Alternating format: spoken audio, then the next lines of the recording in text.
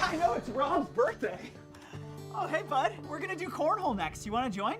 No. I don't know what that's going on there. That's interesting. All right, here we go.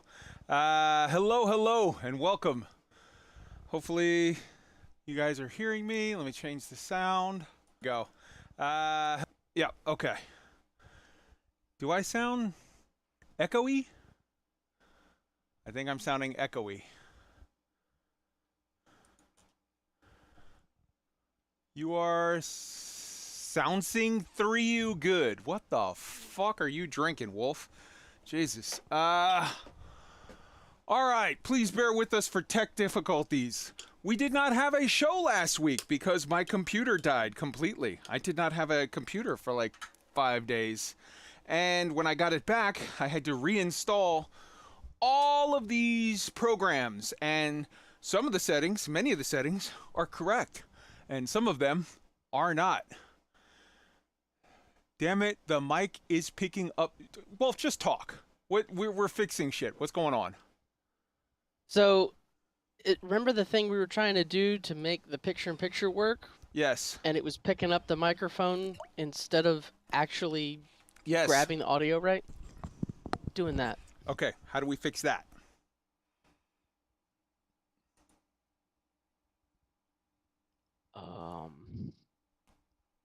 Is it really horrifically bad, or can I just be, am I a little echoey? Because I can just deal with that for one show. I don't hear an echo on you right now. It sounds fine. Okay, I don't hear an echo either. All right. So we'll just go, I don't know what the hell is going on that I hear an echo, and Wolf hears an echo. You people on the show. Let me mute. How is it good? Sounds fine? Citizen, hey, Kate! Kate, come join us. Come join us if you can. We're gonna talk. It's only echoing because of listening on Discord and the audio live. Okay, so if it's not bad for the people out there, that's okay. No echo. All right, fine. We'll just ignore that then. I am going to be drinking heavily through this show. It's going to be one of those nights. All right. Raxless Maxla sounds fine to me. Wintermute, no echo. I can hear you. Sounds fine. Okay, yeah. Okay, we're good. Katie, please come and join us. We're going to talk about Starfield. It's going to be a big open panel discussion. We're going to talk a lot. So come and join us. You've got the channel, right? She and Roy should always have the channel, as well as the other special guests. All right, and Shadow Wyvern is going to keep the channel as well. Hey, Katie, what's up? Good evening, everybody. Welcome, Katie. All right, glad to have you. Yes. Let's go around the horn. First off, with us tonight, I am drinking Dragon's Milk heavily. Lots of them. I have many of them. Let's go around the horn and say hi to everybody. See how everybody is. That explained, I think, why we didn't have a show last week, because I literally did not have a computer for the entire weekend. It was not fun. Chad, say hello to the beautiful people and tell them what you're drinking tonight. Hello, beautiful people. I'm drinking a Lipton Diet green tea, pineapple, and mango. Nice. Wolf, what you drinking? I have got a Glencairn of the 6 and 20 Carolina Roja. This stuff is so good. In a Nice. bottle. I'm gonna be sad when I kill it. Nice, nice. Yeah, Wolf and I are doing tech support, so we're both drinking heavily. Katie, how are you doing tonight? We've missed you. We've missed you, Chica. Welcome I back. have missed you guys too, and it's very lovely that you invited me to jump in. Things are going well. Things are going really well, and I just saw your machinima. It was awesome. we have been having a ton of fun putting those together. But I will tell you that, oh my god, do I have so much respect for the people who made like Sandstorm and videos like that. It's so much work to coordinate those things. I cannot imagine how much work they had to put in to make those extended, like full machinima videos with the camera angles and the movements, and yeah, lots of respect. Beautiful, beautiful. Right on. Lady Raincloud, how you doing? What you drinking? Well, I'm gonna get fucking sloshed tonight, so I decided to have some Jose Cuervo 14.5% strawberry lime margarita because Why not? it's one of those days. Hell yeah. Hi, everybody. Hello, hello. All right, Shadow Wyvern, how you doing? What you drinking tonight? Salutations, I am drinking water. Hey, Yep. that's a smart choice. And Tweaked, what kind of special smancy fancy coffee you got tonight, brother? Yeah, just the standby blueberry cobbler coffee. Okay, all right, good deal. But it is good, and I don't know why I want hot coffee tonight, being as it's like 85 degrees out here right now, but it's Friday night, why not? Right 6 on. and 20 lined up for a little while later, though, of course. Nice, nice. And For the just same as reason I eat ice cream in the winter. there you go. And just as a heads up, we may have some more pop-ins as the show goes on. I've invited some people who are streaming and are doing stuff, and they're like, oh, okay, if I can make it, I'm going to hop in for this combo. So we're going to push some things around. We're going to do some things different. You know us, we're not afraid to change up the format and you know, move all kinds of stuff. Speaking of the format, let's just address the fact that in addition to the show, you know, not happening last week because the computer tech issues and whatever tech issues come up tonight and in the coming weeks, I just want to say we're going to change up the format a little bit. The show was getting to the point where we were having a bunch of 4-hour shows, like 4 hours, 4.5 hours, and that's cool sometimes, and sometimes not so much. I think I want to try to keep the show to around 2 hours or so, maybe even a little less, hour, 2 hours, whatever, a little more manageable. We're going to change some things around. So real life science, sometimes we'll have a big topic, sometimes we'll have a little one. Tonight, I'll be honest with you, because we're doing tech shit, I'm going to just go off the top of the dome. I'm just going to talk freestyle and like no notes, no prep, no anything. With regard to the TV shows for Thing a Week and the games. So TV shows, we've been covering like, you know, week on week, episode on episode, and I think I just want to cover when something big drops and then when it ends, sort of sum up in a spoiler-free fashion the show for that season. With regard to games, we're still going to obviously be covering other space games. We will always cover Star Citizen. We will always cover No Man's Sky. I apologize for anyone who this hits hard, but I have no interest in covering Elite Dangerous. It is no longer fucking relevant to me. They literally wrote it off on their corporate taxes at the year. They were like, "Yep, we're done." They had it amortized out and they just canceled it. I can pick on Elite Dangerous all week. I could do a rant, 40-minute long rant every fucking week on Elite Dangerous, but that feels honestly like now I'm just kicking the guy who's already laying on the ground bleeding. I don't want to do that. I loved that game. I did. I loved that game with all of my heart. That game was, oh my god. And it still is. The original Elite Dangerous. If you haven't played it yet, wait for it to be on sale for $7. Buy it. It's a beautiful, amazing game. It is on sale for $7. It right is now. a beautiful, amazing game that they fucking squandered. And so I'm not going to cover it anymore unless or until something happens, like worth covering, if they turn it around, I will hop back in because I loved that game. But as it stands now, all I can do is criticize them, and that's just boring, man. I don't want to be Yamix. I don't want to fucking rant all night. I know some people love that. There's a thing called hate clicks where you get massive views on YouTube. I don't want to be that guy. I just don't. I'm sorry. So that's where it is. We're not covering Elite as of now anymore, but we're always open to format changes. You know, Starfield, when it comes out, may be a thing that we cover weekly. There's a secret game that nobody's supposed to talk about that Amazon Game Studios is making that is a full space MMO. They got, what's that guy's name? Richard Smedley, the guy who made EverQuest 1 and 2, is leading it up, heading it up, and they've been working on it from Amazon San Diego in secret for like 4 years now, and they're going to announce it at some point later this year. Don't ask me how I know. And like, you know, whatever other games of the space genre will pop up, and if something massive comes up in other games or in Elite, then, you know, we'll cover it again. But as of right now, it honestly feels like I'm just like picking on the cripple, and I don't want to do that, man. That just doesn't feel right to me. If I was some big content creator that like depended on this for my livelihood, then yeah, maybe I'll farm hate clicks for money, but I don't give a fuck. I'm a drunk Marine in his underwear. I talk about what I want to talk about because it's fun and because it brings me joy.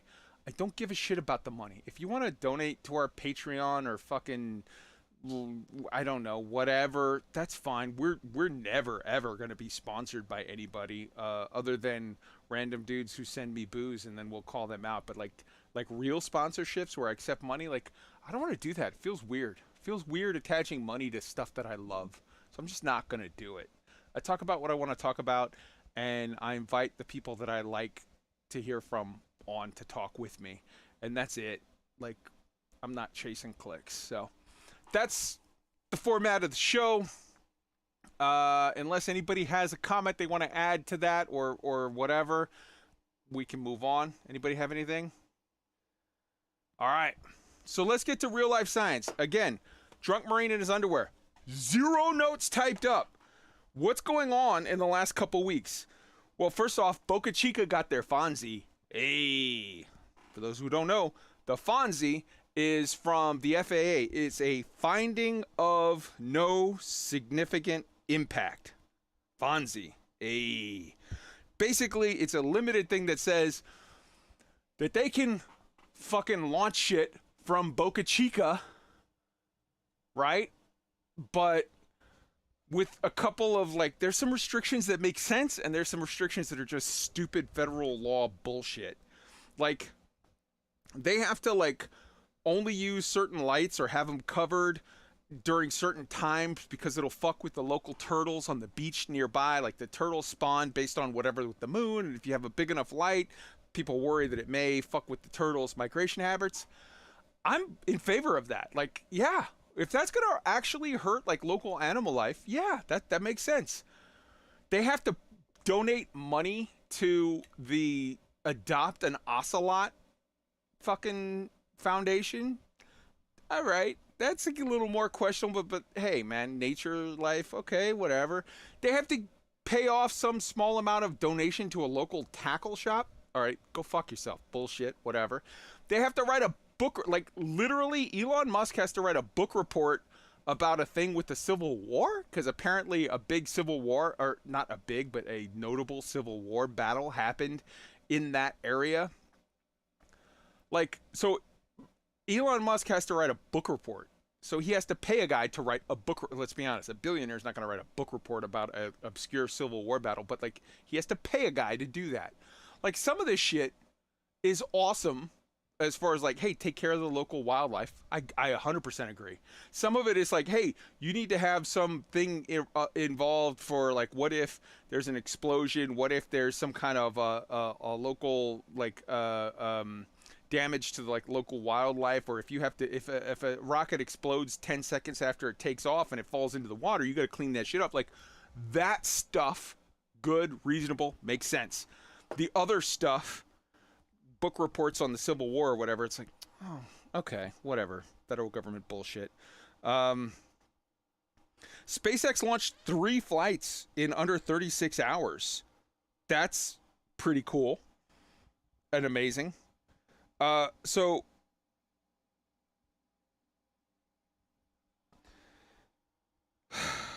You muted yourself. no, I didn't mute myself. I'm just trying to think of how to. This part is depressing as fuck. There's more bullshit with regard to. There's a new round of like NASA federal budget stuff that came out where the federal government. Remember how we talked a couple weeks ago about how like, hey, what needs to change? Yeah, they're doing nothing different.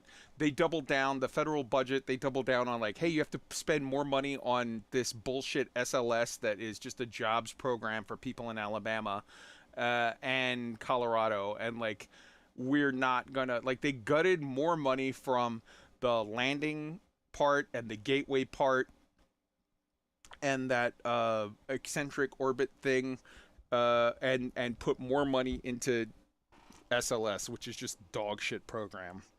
Vulcan had a bad launch. They launched and they failed to get to orbit. That was their second they have had 2 successes out of the last 7 launch opportunities. So like that was their 5th failure out of the last 7 attempts. SLS failed another fuel load test. They had a hydrogen leak, so it would be a mission scrap, and they're literally counting that as a partial success because some of the stuff went right. Like, oof. Right now, the ISS is entirely dependent on Russia for maneuver and boost thrust. We have nothing right now that can do it, that is assigned to it under the federal budget. And China just announced 2 things. Number 1, that they had like found China has the largest telescope array right now, and they just announced that they had multiple findings of alien intelligent signals. Like they said, hey, we have credible reasons to believe, because it's along the hydrogen line and it's a repeating pattern and it's a microburst and it is a strong frequency burst. Like, we have reason to believe that we found intelligent life in space. And then like within like a day they pulled it down. Now, could that be because the scientist that was involved is, jumped the gun and they're like, hey man, this hasn't been peer reviewed, this is really fucking reckless of you to post this? Or is it because they don't want us to know what information they have? Who knows? And the other big thing is, so NASA has planned on a recovery mission in 2033 to bring back Mars soil samples and stuff. They're doing all this stuff with multiple rover missions, and they've had all of this stuff to collect samples, and in 2033 is the planned time to return that stuff to Earth. And China just said, oh yeah, we're going to do it in 2031. Now, in fairness to NASA, I should say this: our program was much deeper and collected much more samples of a more scientifically interesting and relevant nature. Theirs was much smaller in scope, and they are like, well, we're going to return it and beat you by 2 years. So our samples are going to be better and more scientifically relevant, but for just the straight, China's doing it for the PR value, for the straight PR value of the first humans to bring soil samples and bring back actual regolith and actual hard physical data from Mars. If they do it, they're going to beat us by a couple years, and that's a big prestige thing. Let's be honest, the missions to the moon were of limited, the Apollo missions were of limited scientific value. It was mostly a PR thing of us to put the Russians' dick in the dirt, and we beat the Soviets. And if everything goes according to stated plans, the Chinese are going to beat us.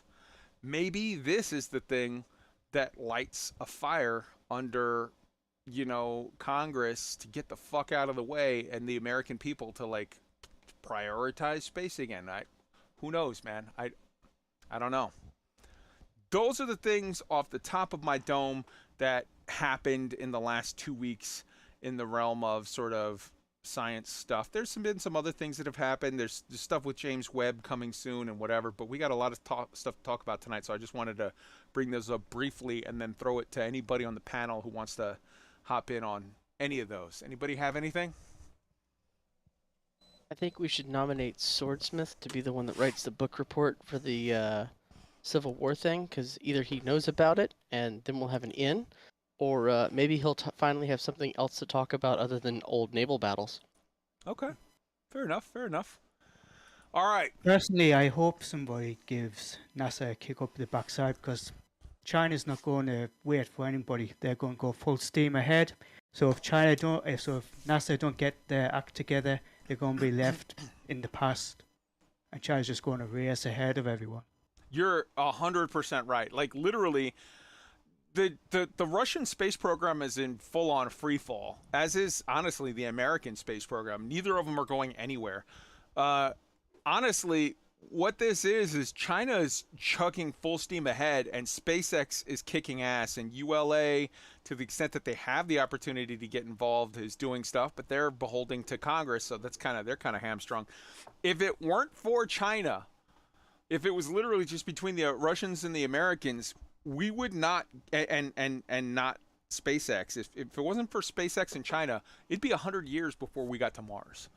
But because there is China, SpaceX is doing what it's doing, and that's huge. China is the thing that if there's any one thing that's going to catalyze the American people, that's going to actually get the American government to get its head out of its own ass, it's China.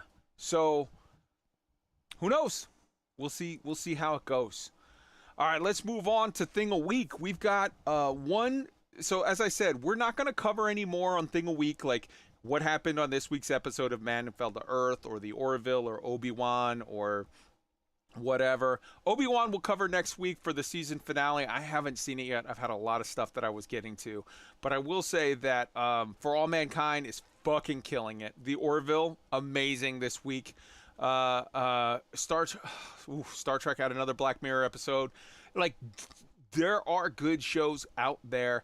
Go and check it out. But what we are going to do is we're going to cover either things that are new or just things that we haven't talked about before on the show, and or as a season wraps up of a show that we're covering. So this week we're going to talk about a show called The First. The First was a show that was a Hulu original. I think it was made like in conjunction with one of those British, like not the BBC, I think TV Channel 4 or ITV or one of them. And it's a Hulu original.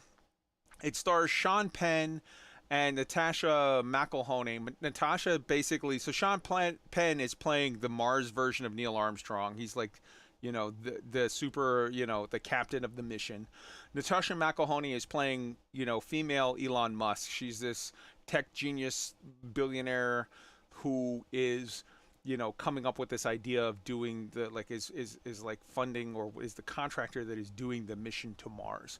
I'm going to play you the trailer for it, and then we're going to talk about it, and I'm also going to share with you in the chat right now, and it'll be in the show notes. Oh, Control Z. Hold on.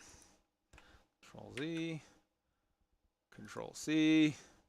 All right, here is the stuff for that show, and we're going to play the trailer, so check it out and enjoy.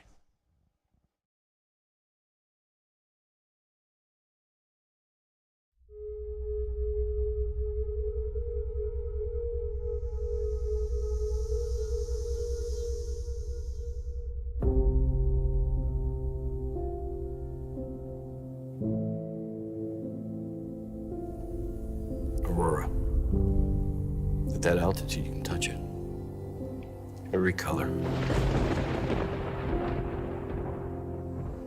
Colors you've never seen before. Lights moving all around you. The universe. And it's right there.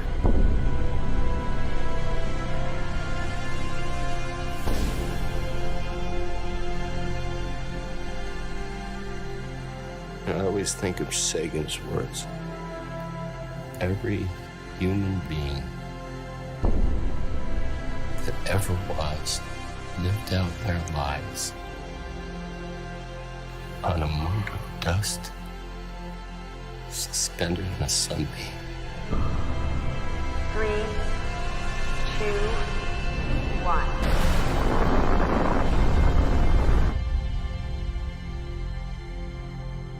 Any time people venture into the unknown, there is a cost.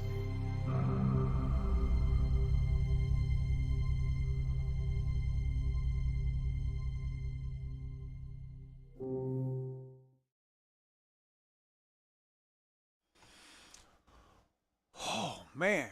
Okay, so let's talk about this show. This is a show that only has 8 episodes. It went for 1 season and then got canceled. I binge watched all 8 episodes back to back. They're anywhere from 45 to 48 minutes long, basically hour-long shows, accounting for American commercial habits. Let me switch back to some B-roll for the show. It was a really good show. Now, this isn't going to be for everyone. Let me just upfront say, if you want the hardcore sort of sci-fi techie feel of a show, you definitely want a show that's much more like Mars on National Geographic. That they did 3 seasons and it was amazeballs. This show is much more. If you guys remember the Netflix show from like a year ago called Away, that starred the chick from $1 Million Baby and those other people, it is it's much more diving into the touchy-feely side of it, more like the impact on the astronauts and their wives and children, and like the things that are involved with regard to doing a mission like that and the sacrifices that people make to be in the program. I also liked, it does have some good science stuff in it. It also deals with tragedy, stuff like, like the Challenger type situation, or like the crew that lost their lives in the Apollo program. It deals with, it has a really good side effect of like it just dealing with their lives, and you see everybody has these little like glasses that are full on like VR screens that you can sync up and you can share with people and see stuff. They have little watch phones, and it's dealing with like what I imagine sort of to a certain extent life will be like living in the 2030s to 2040s. It has like some neat little future tech cars and stuff that's thrown in it. The story, the core story that I told that they told in this is definitely interesting. And like I said, it's much more like Away, where it is absolutely about the lives and the sacrifices made by the first people who will go to Mars and the risk involved, but viewing it through the lens of a much more emotional, character-driven standpoint than rather just focusing super hardcore on the tech. 8 episodes. It was a show from 2018. They canceled it.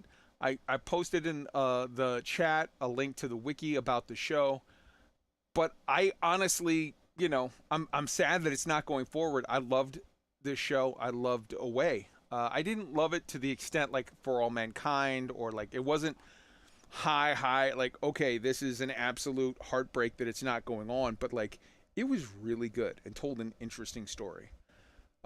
Anybody have any comments they want to chime in on this one? Let's see. Go ahead. Trailer made me want to watch it. Yeah. Let's see. No, okay. I did see it when it first came out. My wife is a big Sean Penn fan. Yeah, I liked it too. It was more of a character study than sci-fi, but there's still some science stuff in it, and it deals with tragedy and, as you said, all the things that entail such a perilous mission. Okay. Yeah. I'm seeing a note from Wolf here, so I'm moving the thing so you'll see the banner and all the chat overlay in the future. All right. Yeah, it was a good show. It was a good show. So check it out.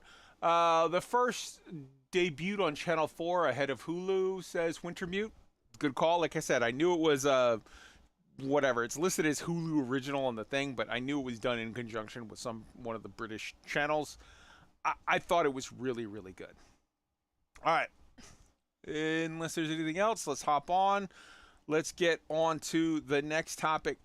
There's a game that you guys absolutely have to, and when I say have to, I mean have to hear about. It's fucking amazing. I'm going to play the trailer, and then we're going to talk about it. It's called Mars Horizon.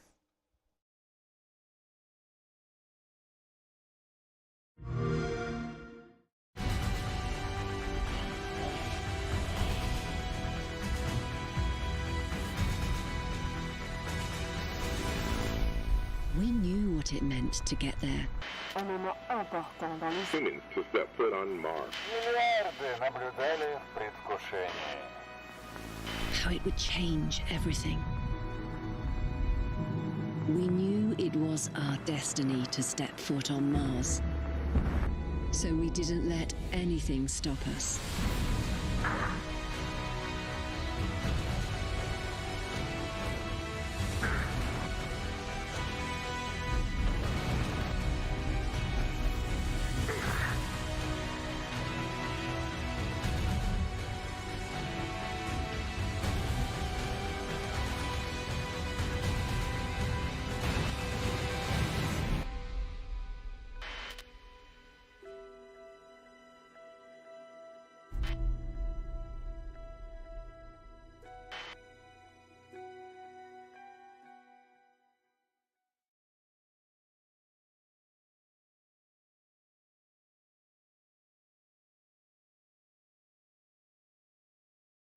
All right, let's talk a little bit about this game. In Mars Horizon, you take control of a major space agency, leading it through the dawn of the space age through to the landing of astronauts on Mars and beyond as you develop Mars. You guide your agency through the space race and write your alternate history of space travel.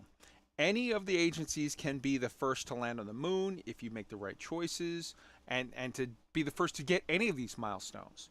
You manage the numerous challenges faced then and now. Hold on, there we go. Why is that not playing? That seems super weird. Hold on one second. All right, there we go. You create your own space agency and base with launch pads, research labs, astronaut training facilities, and more. You construct custom vehicles from hundreds of combinations. You launch satellites and cruise spacecraft to explore, and space stations to explore the solar system. You run mission control as you solve various challenges and turn-based missions to earn scientific advancement and public support. You recreate famous missions conducted by NASA, the ESA, the CNSA, JAXA, and Roscosmos, including the Perseverance rover, Ingenuity helicopter, Zhurong rover, and Rosetta space probe missions. You explore an extensive tech tree and compete or collaborate with other agencies to plot your roadmap to space. You choose from 5 unique agencies. So like I said, you can be either NASA, which is America. You can be Roscosmos, which is the Soviets/Russia. You could be the CNSA, which is China. You could be the ESA, which is Europe. You can be JAXA. Or you can go into the settings and you can custom create your own space group. There's a guy here that I have a link that I'm going to share with you, whose name is Skystorm, who streamed this. He did several playthroughs, each including like a dozen episodes of like an hour long each. And in it, he did custom things. Like he literally created, through one of his playthroughs, he created SpaceX. You can go through and customize and say, okay, I want to have most of NASA's, things, like the layout of the base or whatever, but I want to focus on these things, these pluses and minuses of the tech tree. So you take some minuses because you're not a government body, but you get some pluses on being more efficient. You can do all of that in this game, and it's fucking amazeballs. You build with unlimited freedom in full sandbox mode. It is 100% turn-based. Now, there's some people that are not going to like this game. If you're like, hey man, I want to fly around in a spaceship and pew pew pew with aliens, you are not going to like this game. If you're a NASA nerd like me, you're going to fucking love this game. I have seen people in the chat here saying like, oh, looks like Kerbal. Sort of. It's a lot dumbed down from Kerbal. Kerbal can be very, very heavy on the actual physics of launching and whatever. And this is dumbed down from that. But it's like if you take a sort of simplified version of Kerbal and you cross it with one of the early like Civilization 2 or Civilization 3 games of like researching tech trees and building up through time and competing with other agencies. I will say this game right now is part of the Steam summer sale. You can get it. It normally costs $20. You can buy it right now for $10. Yes, it is absolutely Sim NASA, except for if you're playing as NASA, you're like literally unlocking NASA. You're like, oh, I'm gonna have an Atlas 5 booster stage with Delta upper stage. It has stuff like that. If you are doing it if you're playing as Roscosmos, you are like researching famous Russian rockets. If you are playing as China, you're doing like the Long March 1, the Long March 2, all of their rockets and booster stages. It is absolutely a management game. It is absolutely turn-based, not Twitch-based. It is. I've played this game basically all week. I should have done more show prep for this show, but I was playing this game up to and including today. I've played through like 4 playthroughs as NASA, and I've focused on different things each time. When this show is done, I shit you not, as tired as I am, I'm gonna fire it back up. I am in love with this game, and right now you can get it for $10. I cannot anymore recommend this game. I posted the link to Skystorm, spelled Skyestorme. This guy has done he's got like 40, 50 hours of different playthroughs of him playing as, mostly as ESA because he's a European dude and he, whatever. That's why I've played mostly as NASA. But like, this is just a gem of a game. If you're looking to actually fly the ship and shoot lasers and mine in space, this game is not for you. But if you were a super duper old school space nut and just want to literally get to like just dominate, first to the moon, first to Mars, first to whatever, you just keep, as you do more and more stuff and build up your bases, you unlock more and more things. Honestly, this is one of those games like Deliver Us Mars, Deliver Us the Moon that I talked about a couple weeks ago, that it was like, it's just a little gem. This game is a fucking gem. I've this week alone, I've put in 100 hours playing this game, and I can see myself putting in 1,000 more before I'm done, because like I love this game so much. You hire your own astronauts, and they have different traits, and you build on your base facilities to train them further, and then get to unlock more traits of them. Like, and you can name them. I have Alan B. Shepard. I have Gus Grissom. I have Neil Armstrong. Like, these are all guys that I have on my roster that I'm like, okay, I'm gonna do a mission, and I'm gonna send Gus Grissom and Neil Armstrong, and they're going to Mars. Let's do this shit. Yeah, and you can play this game also on the Xbox Series X. And yeah, it is an Xbox game, obviously, as you see on the logo on the screen there as well. God damn, this game is good. I want to open it up. Just anybody, no dots, just hop in. Who wants to hop in on this one? I would say that definitely is not my normal type of game that I would typically like. I'm more of the fly my ship, pew pew pew kind of guy. Yep. But the role playing Okay, the RPG aspect of it, where you're improving your roster, your astronauts, all that that sounds very intriguing to me. That sounds interesting. And you are not, again, to be clear, you are not the mission commander. You're playing as the administrator of NASA. So you're the guy in the control booth that's controlling things. And even then, that's actually more, that would be the mission commander. You're but you're playing every aspect of it from a management side. And then when you get to the missions, when you're doing stuff where it's like, go for translunar orbit, go for, geosynchronous orbit, go for satellite communications, whatever. There's like a mini game of like, oh, you have to collect this many data and this many navs and this many burns, and sometimes you have to deal with heat dissipation. Sometimes you have to deal with drift. Sometimes you have to deal with boost to get into a stable orbit. And it's like it's a little mini game that's just like click, click, click. It's not like, HOTAS game. It is a mouse and whatever, or a controller click the buttons game, but like, it's fucking perfect. Anybody else want to hop in on this before we move on to? Go ahead. Yeah, this kind of reminds me of what was it, Buzz Aldrin's Race to Space. Yep. I'm kind of showing my age. There's like a little management space sim kind of thing, and obviously definitely getting Kerbal vibes, but that's going to happen no matter what you do with these types of more sim tycoon management oriented space games. Mm-hmm. This looks really cool. I'll have to unfortunately miss the Steam sale though and grab it another time when I have money. Yeah. Anybody else before we move on? All right. It looked cool. Oh. It looked really cool. I liked it. Yeah. Might check it out. $10, you cannot go wrong. It is so worth it. It is so worth it. Same. I'll probably be picking it up when I have money as well. Hell yeah. Currently, I have no cash.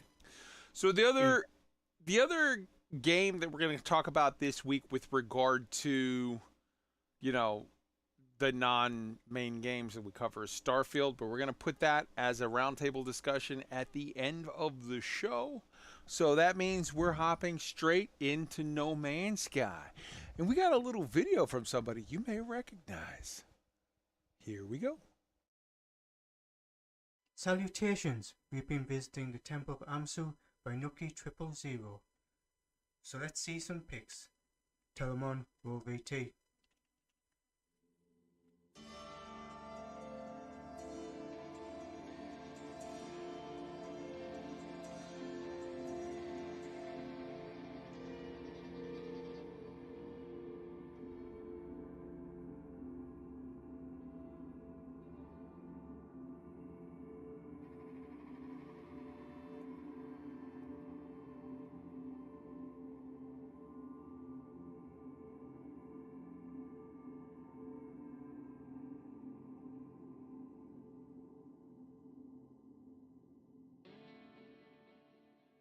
No, you're not auditioning for Starfield.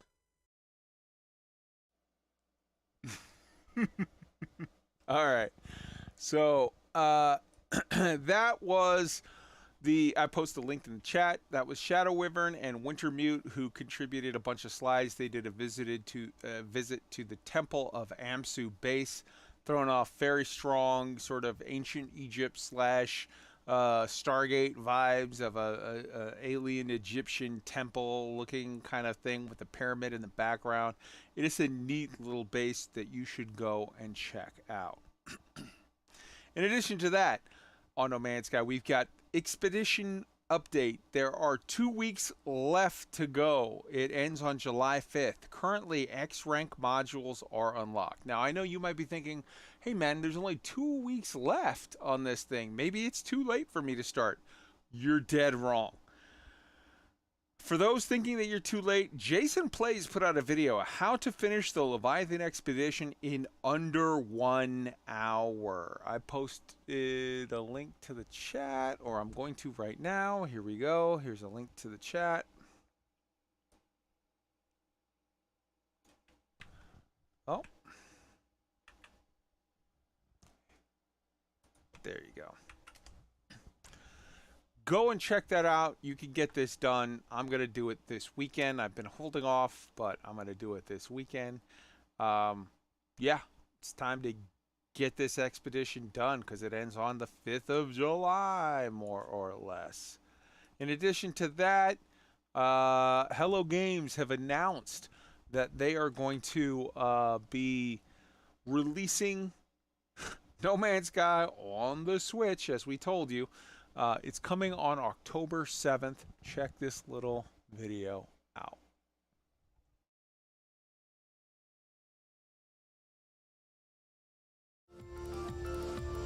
This is the Nintendo Switch version of No Man's Sky. Honestly, I think this team is never happier than when they're trying to do these near impossible things.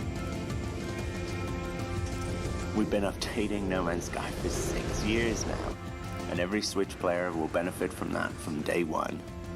But we won't stop there. There's so much we want to do in the future. It's incredible that you can pick up the Switch and suddenly you're jumping from planet to planet seamlessly. We're so lucky to have one of the most welcoming communities out there.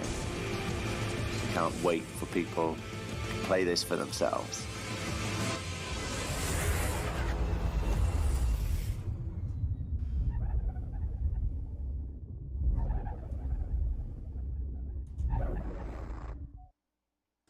All right, so yeah, they're launching in October. Oh, let me turn the volume down on this. Sorry. They're launching in October. For me, like, you're talking about basically the same thing as, like, the similar thing to putting No Man's Sky on a fucking Game Boy. Like, that's crazy. Now, it does look like, at least at launch, it's going to be single player only, but, like, if you're on a little handheld device, what do you expect? I just think that's amazing. No Man's Sky continuing to kill it. Just putting out more and more content. Does anybody have anything they want to talk about on any of these No Man's Sky subjects before we move on to Star Citizen? I do really hope they figure out how to get some sort of online play going with that. I can completely understand the whole a Switch is not always connected to the internet, so give people who own that a chance to play. But the most fun I've ever had playing No Man's Sky is going to look at things that other people made, which in the generated universe, notionally that single player existence won't have, and join up with your buddies and do stuff, just to get that full cross-platform thing going for lots of lulls and shenanigans.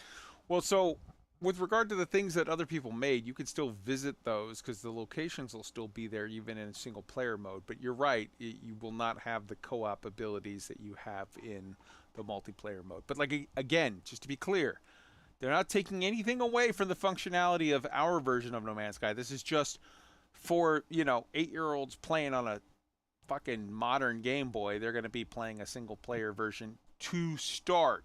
That doesn't, like, the single player version of No Man's Sky on the computer started as single player, and then they added in other stuff. So who knows what'll happen down the line. But this project, let's be honest, No Man's Sky doesn't have news for sort of a couple months at a time, and then they do have news because they don't talk much, whatever, they just drop shit. But I love this project. I will continue to support this project for the foreseeable future, which means talking about them and showing off a little something here and there. It only takes a couple minutes. This is a great game, a great project. You should support it if you have any interest at all in space games. Anybody else before we move on to Star Citizen? Go ahead. I was just gonna say that Sean actually seemed kind of happy in the video, and the thing that I am most happy about is hearing him say it. We've done this for 6 years, and we're still not done. We have so much more we want to do. I'm really looking forward to our journey continues, because that's the end of all of their old trailers and stuff. They don't really do that so much anymore. But also kind of wary of the day where that doesn't happen anymore. So I want to know where they're going over the next few years, because I think we're going to be getting a lot of really cool stuff. I'll be honest with you, I don't share your belief, your feeling of being wary about when they whatever. If they were to tomorrow announce, we've got a new No Man's Sky patch and this is the final one, I have more than gotten my money's worth from this project.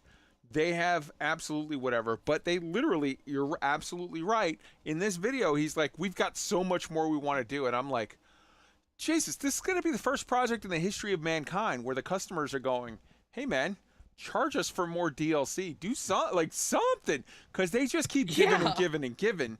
They have, if they never delivered another thing ever, they've more than given us our money's worth. But they keep going more and more and more. Shadow? Yeah, it's great to see Sean in a video where he doesn't look like a frightened rabbit when he's receiving an award. I think what HG have shown over recent years that they're willing to put the investment into the background tech. So they've put in the money to develop the engine to the point where they can just roll it out onto new platforms over time. And for a game like No Man's Sky, which doesn't rely on cosmetics to fund it, it really does need to continuously expand its potential player base in order to keep the money coming in order to keep the game being developed. So I think this is great. It's great for the future. And I can't wait to see what he does next with the forthcoming updates this year. Hell yeah. 100%. All right. Let's move on to Star Citizen. We're going to start you off with Inside Star Citizen. Get a beer and chill because it's 8 minutes of video, and then we're going to talk about it.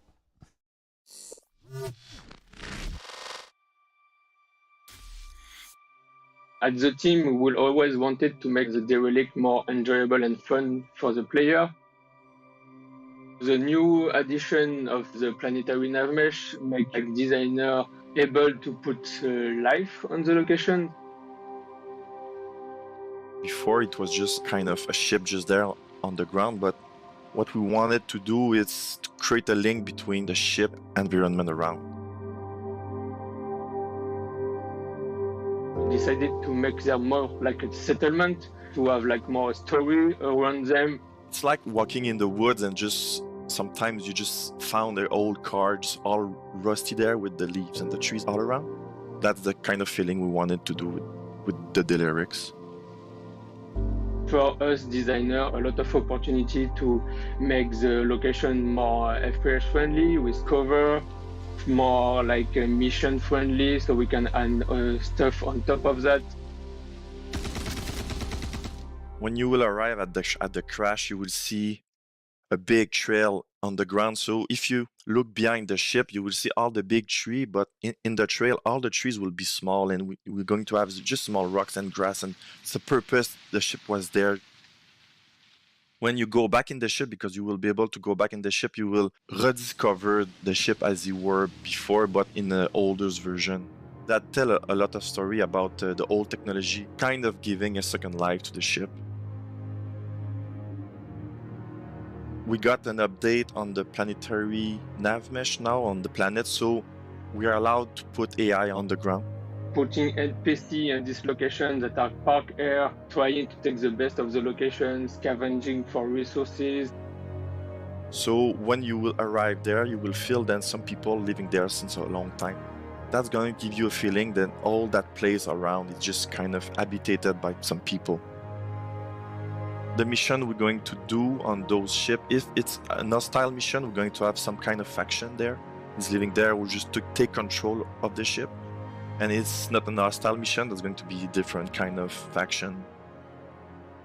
We see all the feedback we receive on January when we start like showing the concept of the derelict settlement with the AI team for the planetary nav mesh and all the team in Turbulent. We was able to create a habitation module. We have tools now to be able to generate and procedurally place all this work on the planet. It's just the beginning of the long-term plan that we have in mind to populate and add more and more location in the PU. And I'm super proud of my team to do that with the design team, the art team. We worked super hard, pretty proud of it, and I'm sure then people will enjoy it. Thanks, guys. The new inhabited derelict settlement for 3.17.2 is not the only one that will be present in this patch. We will let the player discover them and find them in the universe. The crashed reclaimer derelict settlements are just one of the new mission-enabled, gameplay-focused environments from Turbulent arriving in the upcoming Alpha 3.17.2. And we encourage you to explore the Stanton system and find additional ones on your own. Hint, some of them are still floating out in space.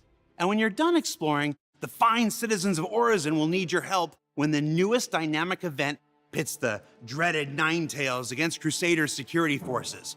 Now, while we'd prefer you discover most of the details for yourself on the PTU and live servers, we do have a brief introduction to perhaps the biggest and most elaborate mission in Star Citizen yet. Siege of Orosin is an event where we take away all of your most overpowered toys, which are your ships. You actually have to use your reactions and your guns and your teammates to hopefully survive this perilous encounter. We wanted to do what for FPS combat we did for ship combat with Xenothreat, push it to its extremes.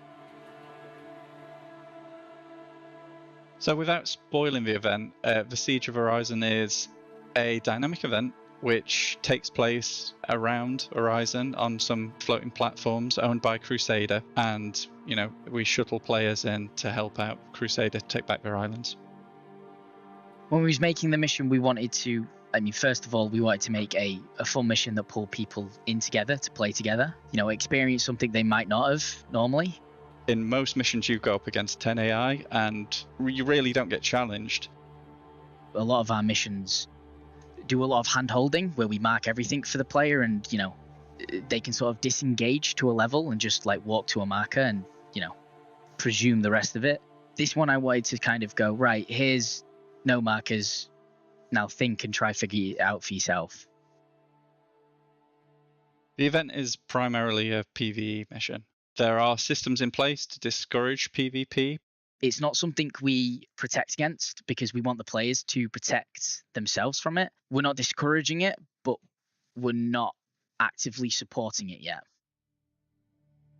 There's a lot of new spaces we've made for Horizon, and working with design on the blockout and still making sure it's all in keeping with what Horizon is. We looked at expanding the visual library of Horizon. What we really liked was the contrast of this kind of idyllic, relaxing garden platforms floating around and this kind of battle-scarred, damage and things like that adding to them. So it was a lovely kind of contrast to put in. We don't normally have content of this scale. The main challenge, or the main challenges, were performance. By moving it far enough away from the center, the city of Horizon, we managed to avoid most of that. Having this here helped to improve and push performance because we found issues and we was able to quickly fix them. The experience I hope players get is enjoyment. Mostly, I want players to feel fun and create emergent stories with their friends that they can, tell on Reddit or through videos and whatever. Just have fun, really. I want them to see all the effort that has gone into healing and gunplay and AI over the years that you may not notice fighting against a small amount of people. Events in general are great because they pull people who might not play with each other together. You all feel like this comradeship trying to push forward against this enemy that you all have in common. It's an experience unlike any other in this game. So what did we learn this week? Well, we learned that those fantastic derelict concepts we showcased earlier this year are already making their way to the persistent universe, and that they're coming along with new missions and gameplay made possible by the new dynamic planetary nav mesh, and that the Siege of Orosin is the next big step forward towards bringing additional gameplay to Star Citizen's existing landing zones.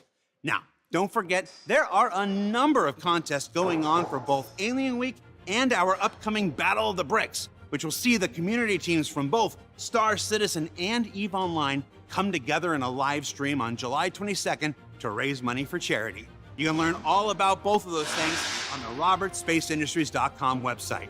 For Inside Star Citizen, I'm Jared Huckabee. This is the very noisy 9th floor of the Manchester Goods Yard building, soon to be home for our Manchester studio. And what goes in the center here, where all this noise is? It's gonna be something to see when the time comes. We'll see you all next week. Amanda, just use whichever one of these has the least interruptions. We're not going to get this clean. Wow. Pardon me. Fish tacos. All right. So that was Inside Star Citizen. I'm going to just tee it up by saying that at this point, with regard to Star Citizen, whenever I see one of these videos and I start hearing Frenchies talk, when I start hearing, oh, yes, we are trying to work on this, I get fucking excited because that Montreal, I think, studio, they are fucking killing it. Every last thing that they go to do, they get it done on time and better than what we expected to see. That's just my very first takeaway. I want to then toss it to everybody and hear your guys' impressions of that. Hop in here. Oh yeah, that was pretty awesome.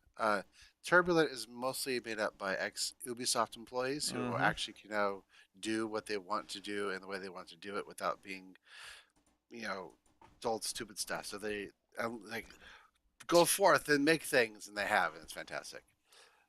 Has there been one thing that they haven't done that's amazing? Like every last project that they get, if I look on the roadmap thing and I see, they're handing it over to Turbulent Montreal, I'm like, well, that's going to be good. I just know right away. Yes, no. The whole thing is great. The nav mesh, the Orison, Battlefield, 2952 on an epic scale. It's just gigantic. The first platform, I was with earlier today. Look around. It's huge. This is the smallest of the 4 platforms in the Siege of Orison, and it has multiple buildings, multiple levels, multiple air. It's just huge, and I'm like, this is a crazy giant map to do an FPS PVE content on. And they're doing it in this kind of game in Orison. It's just the culmination of years of work to put this together to make it functional. Okay, right on. Anybody else want to hop in on anything they saw in that? This whole patch, it's almost like they designed it for me. I mean, the Siege of Orison, the AI on the ground around colonial settlements and everything. This is going to be a big step forward again. Another big step forward, I think. Right on. Katie? Yeah, in Skunkworks, our ground troops are called raccoons, and we've all been saying this is a raccoon patch because it's like a dream patch for us in that there's so much new on-foot content coming. We did a test run of the Siege of Orison PTU a few weeks ago, and performance at the time wasn't great during the on the test of the event. I think that's why it got delayed, was because FPS and AI responsiveness were quite low, but I'm very optimistic that when it launches proper, it will be an amazing event. Even with those issues, it was still one of the most fun nights we've had. So yeah, lots to be excited about. Nice. Anything else on this ISC before we move on? So with the derelicts, I've been playing Star Citizen on and off every other night, but I've been just doing spaceship fly around, combat, go look at cool shit kind of stuff. I'm hesitant to get out on my feet and do things because I want to be a spaceship pilot. That's what I want out of my spaceship games. And it is my personal playstyle. Nothing wrong with Seeing that. the stuff with the derelict and being able to go explore it and salvage stuff out of it and do other things, that is how you get me out of my seat and onto my feet. Well, hold on. Not necessarily, Wolf.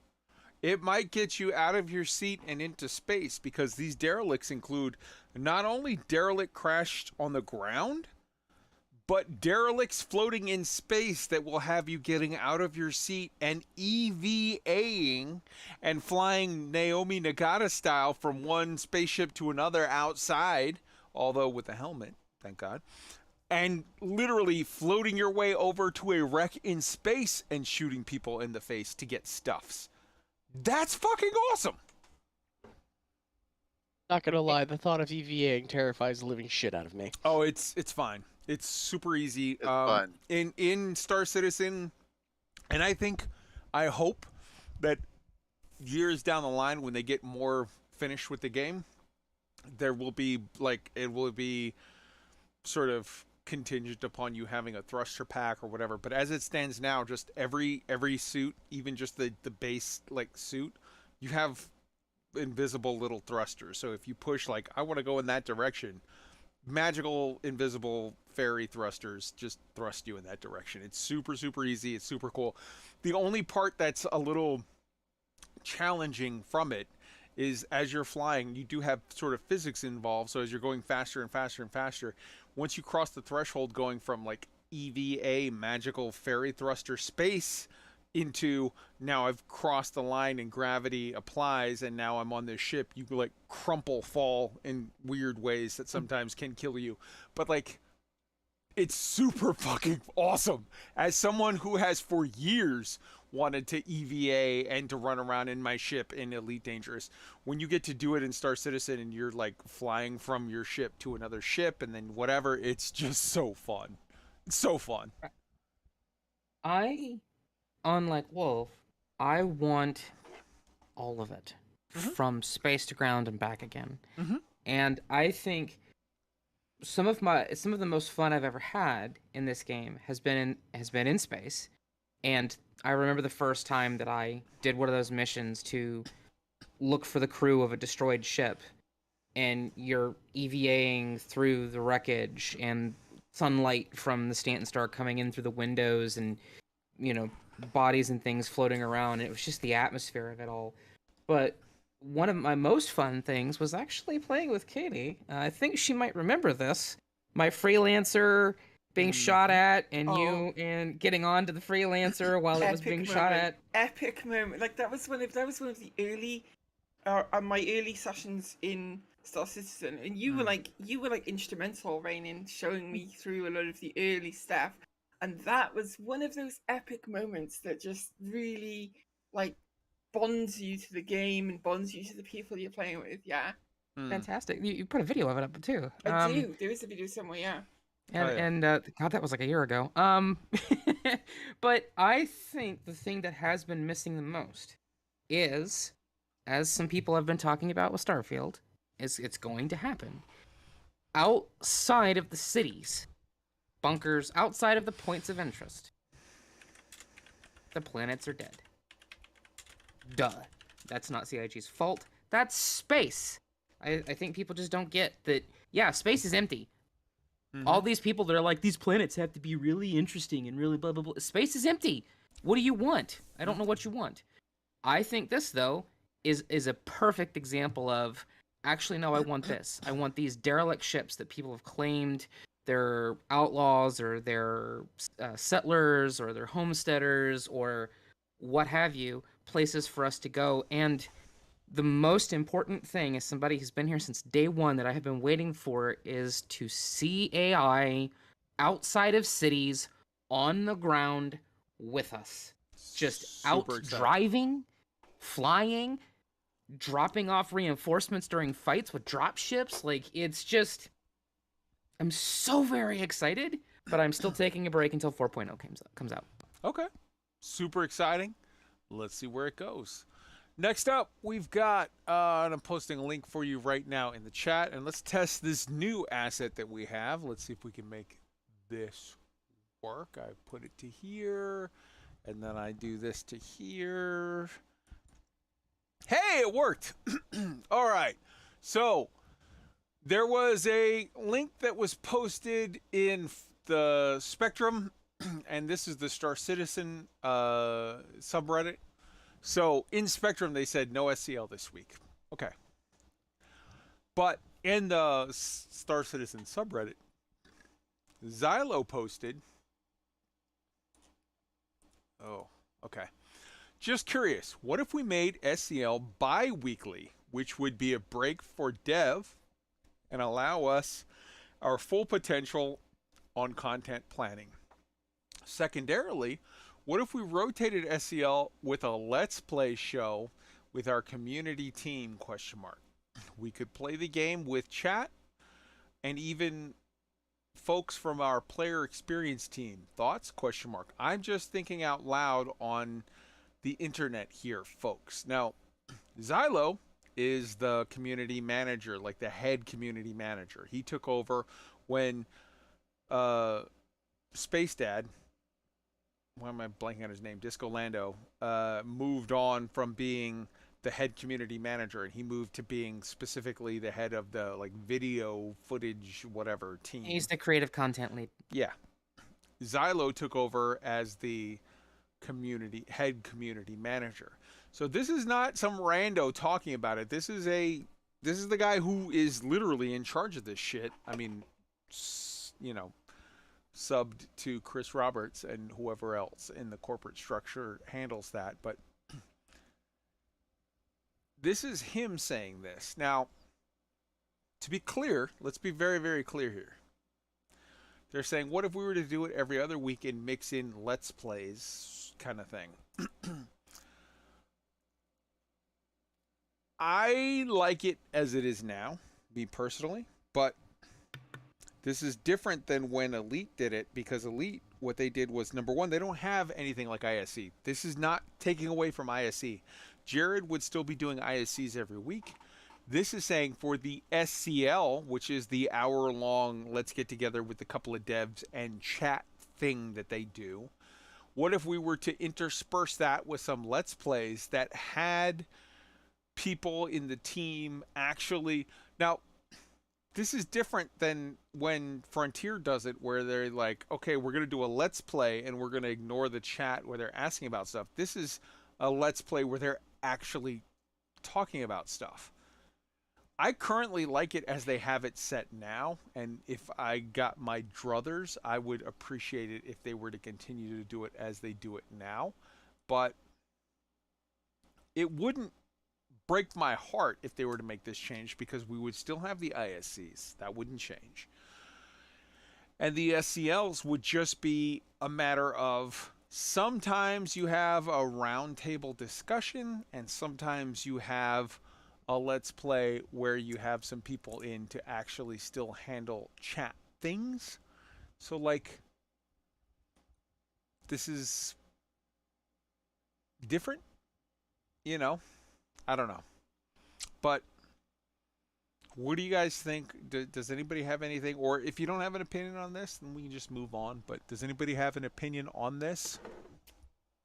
Yeah, I think it's a good idea, too.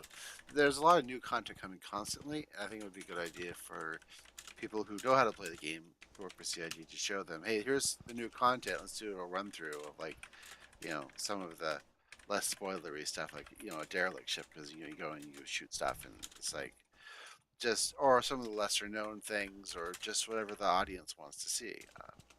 And they would actually be able to do it right, because a lot of these employees will stream this on Twitch anyway, and they can do it in a more official capacity, and it'll allow more time to do the Star Citizen lives with more planning and prep time than every single week. Because an hour-long show with all the questions and all the prep time, it's a lot of time taking away from development for certain people. But it might be a good idea if they pull it off right. Yeah, I also think Let's Play could be a good idea. So if you search for something on YouTube, you get 20 videos from like 20 different versions. And if you're new to the project, you don't know where the heck to look. But if they have a Let's Play show every couple of weeks, then that's a destination for new players to go to see the new features and ask for questions there direct and get the right answer, hopefully. There you go. So I'd go with it, yeah. All right, Rain. I actually like it. I think it would be a better overall, a better experience, and I don't know, maybe help counteract some crap too. If the community team is actively playing the game a couple times a month too, people would be able to see that, and you know, I don't know, maybe stop some of the nonsense that we've been getting. I doubt it, but I think it would be better to see them more engaged with the community. Okay. Right on. I have to be honest, I only watch ISC. I don't watch the live one. Right. But maybe I should start watching that as well. I respect you come from this whole experience from a different standpoint, and I respect it honestly, Katie. Where you're like, I don't want to get into the weeds of the development. I just want to play what we have. And the more time has gone on, the more I've come to sort of see the value of that. But the funny thing is, I do after a year now. I have dipped my toes into, you know, the future speculation and learning things about the project. Not to any degree, like certainly not to the degree of depth that the other people in the channel do. But I just find that I have a very short attention span, I think is what it is. I need things to be super condensed, so it just goes in one ear and out the other. Okay. So let's move on to the roadmap roundup. Here we go. Looking at the roadmap roundup here as we go through, let's just look at the notable changes because we got a lot of stuff to get to. Colonialism outpost derelict. Implementation of derelict outposts. Okay, let's skip ahead. This feature has been added to 317 column and is targeting delivery in Q2 in 317.2. So this is what we talked about. Adding in the colonial outposts and the dropship and AI reinforcements, enabling AI ships to land and deliver reinforcements to non-structured ground areas such as planetary terrain, where a predefined landing area and assistance for air traffic control is not available. Again, they're targeting this for 317.2. Rain, why don't you just talk us through those two changes specifically, briefly, and then we'll move on. So, sorry, the AI dropship and the colonialism outposts? Mm-hmm. Those two? Okay, yeah. No, the dropship tech's going to be fantastic. You're going to have I hope, if it goes the way that I think it's going to go, this will be in 317.2. You might be doing a mission that might see, instead of a spawn closet, a dropship come in and drop off group reinforcements to attack you. That's going to be fantastic. That's going to make the battlefield more dynamic, more alive. I'm sure that the skunks are going to have an absolute field day with that, because it's going to be training just, under real live combat conditions. And the colonialism outposts, again, more of that, where people talk about, hey, the planets are empty, they're dead, there's nothing there. Well, now there is going to be. There's going to be outposts. They might be derelict and abandoned. They're both of these things. CIG can put missions to, they can put loot at, all kinds of cool stuff. It's going to be fantastic. And it's coming very soon. Hell yeah. Next up, we've got Alien Week to talk about. All right, so there's 3 points to Alien Week. First is the ship sales. They had a bunch of ships on sale. Some of the ships went up in price, like the Banu Merchantman went up to, 600 from 550. Other ships continued to go up. Last week, there was a whole ISC that was an in-depth 22, 23-minute long look at the Banu Merchantman. There was some community, how do I want to say it, controversy. I think everybody liked, for the most part, what they saw in the internals of the Banu Merchantman, but a lot of people thought that the externals, the outer shell of the Banu Merchantman, went from being a very alien-looking ship to a sort of, it was like Apple made a thumb drive. It was a very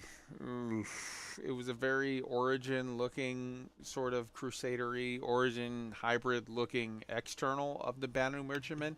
Now, in fairness, those people that are going on about that, like, that change happened a while back, and it's just that people are seeing it now. But like they made that change a while back on the external view. I personally like the older concept art look of the Banu Merchantman ship. I think the newer one looks very much like a duck face, very much sort of non-alien-y. I like the older version, but like, I'm not making this game, man. People are gonna, I think it's probably gonna see more changes as it goes on, but like, whatever. Let me check real quick the recording booth to see if anybody has anything on this. Nope. All right. So we have, in addition to the ship sales, we have the Xi'an message, which is up on the screen now. The Xi'an, it looks kind of like a cross between Japanese with, what is it? The written, so Japanese has kanji, katakana, and hiragana. This is more like kanji, but crossed with Korean, where it has more straight lines and less angly looking whatever. So it's like a hybrid of kanji and Korean.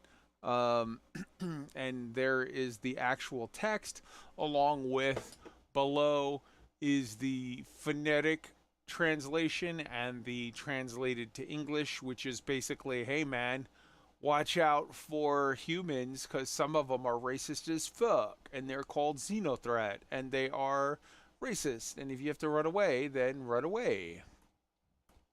Yeah, here is the link to the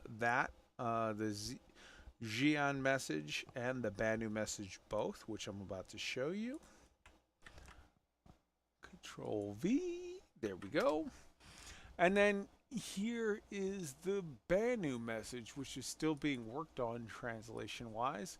The Banu message is interesting because it's a mix between, if you look here, as you can see, it looks like a cross between ancient Hindi, Egyptian, like some kind of a Sanskrit kind of whatever, and the markings that the Babylonians or the Tyrians used. It's a much more pictographic, but like in a non-Asian style, a much more sort of ancient Middle East style. Very cool. Still being worked on the translation. Okay, Rain, hop in on this. What, I see you have a dot in there. What's your thoughts on this? First of all, I think it's funny that the actual thing that they call us is human. It's kind of funny. Yeah, it's H-U-Y. I mean, human. I think it's hilarious. But one thing I wanted to I hope everybody understands, if you're a lore nerd, this is the level of detail the lore team's going to. Like, full-on languages, full-on cultures, languages you can learn. You can learn Shan, you can learn Banu, you can learn to speak them and carry on conversations with people. And I don't know if that will ever be something we'll have to worry about in game or not, which is actually one of the things that I wanted to bring up with these messages coming out in Banu and Shan. And ask you, Kai, and the rest of the show, do you think we're actually gonna have to worry about this in game? Like if like we go to an NPC and they don't speak common basic English, whatever, we're just not gonna know what they're saying unless we somehow learn it as a character, like a little RPG mechanic? Or do you think it won't matter?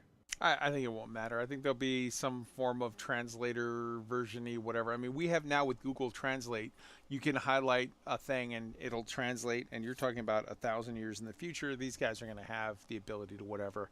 Whenever I see this stuff, there's a video, I don't know what it was. It was a meme or whatever. It was like a black dude at like a Star Trek convention or whatever that was like full-on Klingon. Like he was like role-playing... what's the cosplay, that's the word.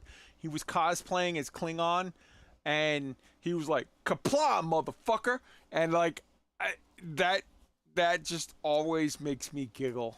I like this. I love the Xi'an stuff. I love the Banu stuff. These guys are doing exactly the full-on Klingon whatever. Like the Star Trek did it first in like the 80s, 90s, where they were like, Klingon is an actual language. Here's the context. Here's the verbs. Here's the whatever. Here's the vowels. Here's the verbs. Here's the adjectives. You can whatever. And then you had these like, what was that, Big Bang Theory style nerds or whatever that were like, they like learned it and they were like, whatever. And it was like, whatever, the rain falls mainly on the plain in Spain or whatever. Like, legit, that's how serious these guys are taking this shit. I will never learn to conjugate in Klingon or Banu or Xi'an, but I love that it's there for those people that get that deep into it. I think it's just amazeballs. So I just wanted to highlight that as a little thing with regard to Alien Week. Like, I want to open this up now. Please put dots in the recording booth. Anyone who wants to comment on the ship sales, the Xi'an thing, the Banu thing. The ship sales part of it is like standard CIG making money. The Banu and Xi'an messages are, I think, it's neat. I just like that they're, for those people that are super, super lore nerdy, I love that this shit with this weird pictographic whatever is in. And they literally publish their own Rosetta Stone where it's like, here's what this one particular pictograph means. And then you sort of they give you the opportunity to translate. Real quick, let's go around. We're going to keep it brief because we got to hop in the start field thing. But Chad. I just think it's great that they took the time and effort to make these two alien languages, and they're very, very different in their approach to how the language is written and interpreted. If you look at the raw interpretations of Banu, it's like really different alien. Like they made a huge effort to make it as not so like here's exactly the same syntax as English. No, it doesn't work that way. Nope. And they're both pictographic languages. Like Xi'an is, like I said, it's a hybrid between kanji, which is a Japanese language that is based on Chinese, like a derivative of Chinese, and Korean. It's like a hybrid of that. And then Banu, which is a hybrid of like ancient Mesopotamian, Hindi, and Egyptian, like all sort of mixed in. Like they're not only are they different, but they're different in how they're different, which is very fucking cool. Like, I'm not a smart guy, but like for smart people, that's interesting. Go ahead, Chad. I interrupted you. That's okay. So they'll continue to do these lore messages, of course, and everyone will tackle the translations. And it's just basically Banu talks about business and beware of the bad humans, and then Xi'an are like beware of the bad humans, and so on. But this will continue on for as long as the game runs, and that's really cool. Wolf. Yeah, I was just looking at both of these, and I've dipped my toe into the lore of Star Citizen. I am a lore nerd. I love a good fucking story, and them hybridize, like, completely agree. Xi'an looks like a hybridization of kanji and hangul. For whatever reason, Banu kind of sort of reminds me of a couple different things, but I can't put my finger on it. But the fact that they developed two languages in which to portray the lore for each of those sides, and just use English for the humans in the party, that's a level of detail you don't see very often, and that could be absolutely amazing later on. I mean, it's neat now. It could be just mind-blowing later. Hell yeah.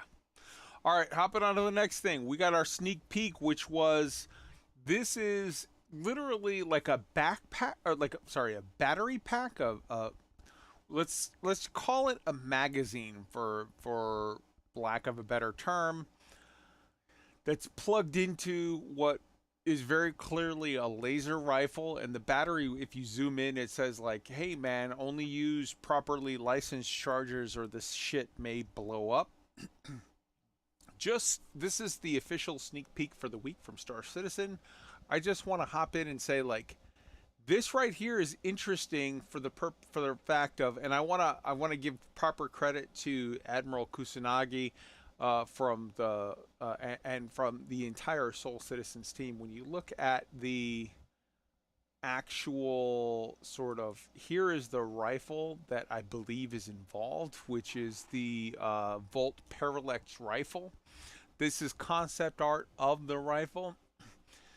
Here is the rifle, but the purpose of highlighting this particular sneak peek is the small, you have to zoom in to see it, the warning sign that's upside down. It says, "Do not use unlicensed battery chargers. This may cause battery damage or explosion."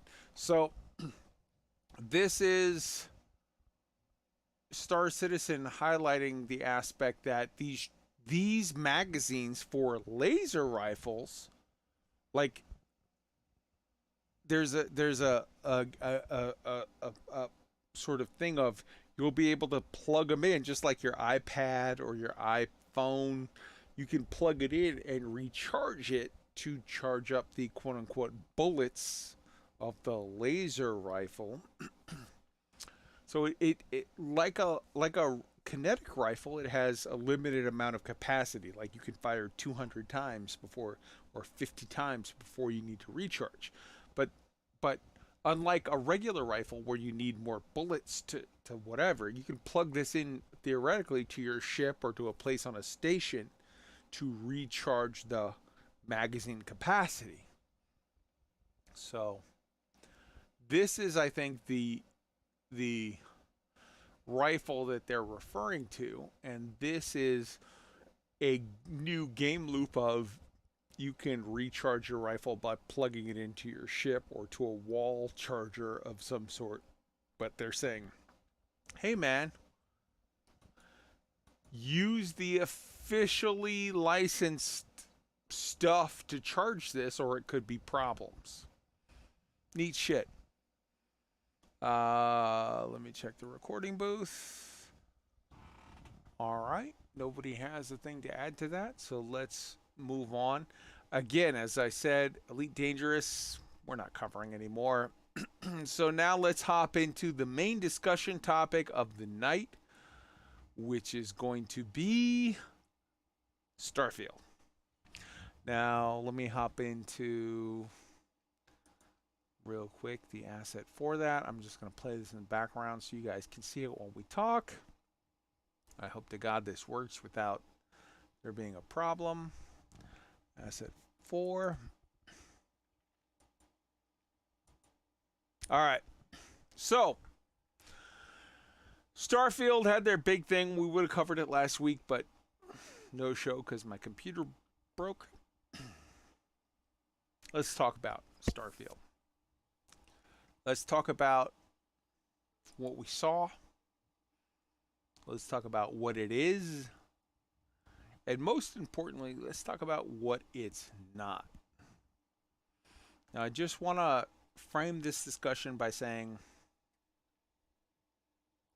man, I've seen a whole lot of Starfield discussions where they're like, this is a Star Citizen killer. This is an Elite Dangerous killer. This is a No Man's Sky killer. This is a X, insert X here, killer. And I just want to say, we've not seen enough of any of this to say it is or it isn't.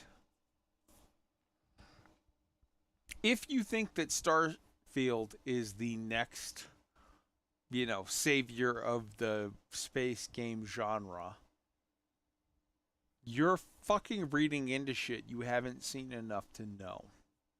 If you think that Starfield is dog shit, you're fucking reading into shit you haven't seen enough to know.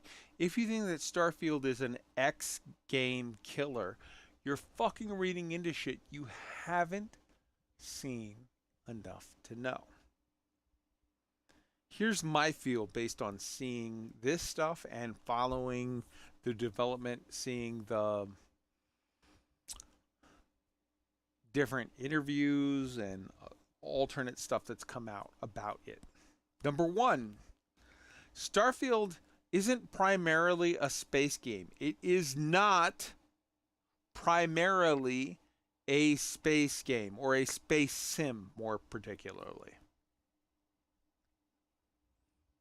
If you think this is a Star Citizen killer, you're just dead wrong. Here's why. Starfield is a single player game. Star Citizen is an MMO. So you're right off the bat, you're comparing apples with Volkswagens. They're not even on the same scale. They can't possibly be compared. Number two, if you're like, well, I want to compare Starfield to Squadron 42. So you're right.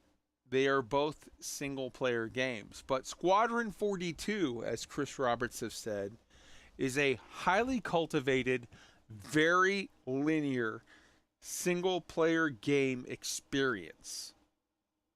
So Squadron 42 is way better than Starfield will ever be at a highly cultivated, linear, single game experience. It's, if you played Wing Commander back in the day, Wing Commander was, you do this mission, then this mission, then this mission, then this mission, and it all followed through. If that's what you want, a very linear, single player, cultivated story that tells you, like, if you fail at whatever, start back again because you have to finish this thing before you can get to that gate. Squadron 42 is 100 times better than Starfield will ever be. If alternatively what you want is a more sort of Skyrim, you can do it in whatever the fuck order you want experience, then Starfield is 100 times better than Squadron 42 will ever be.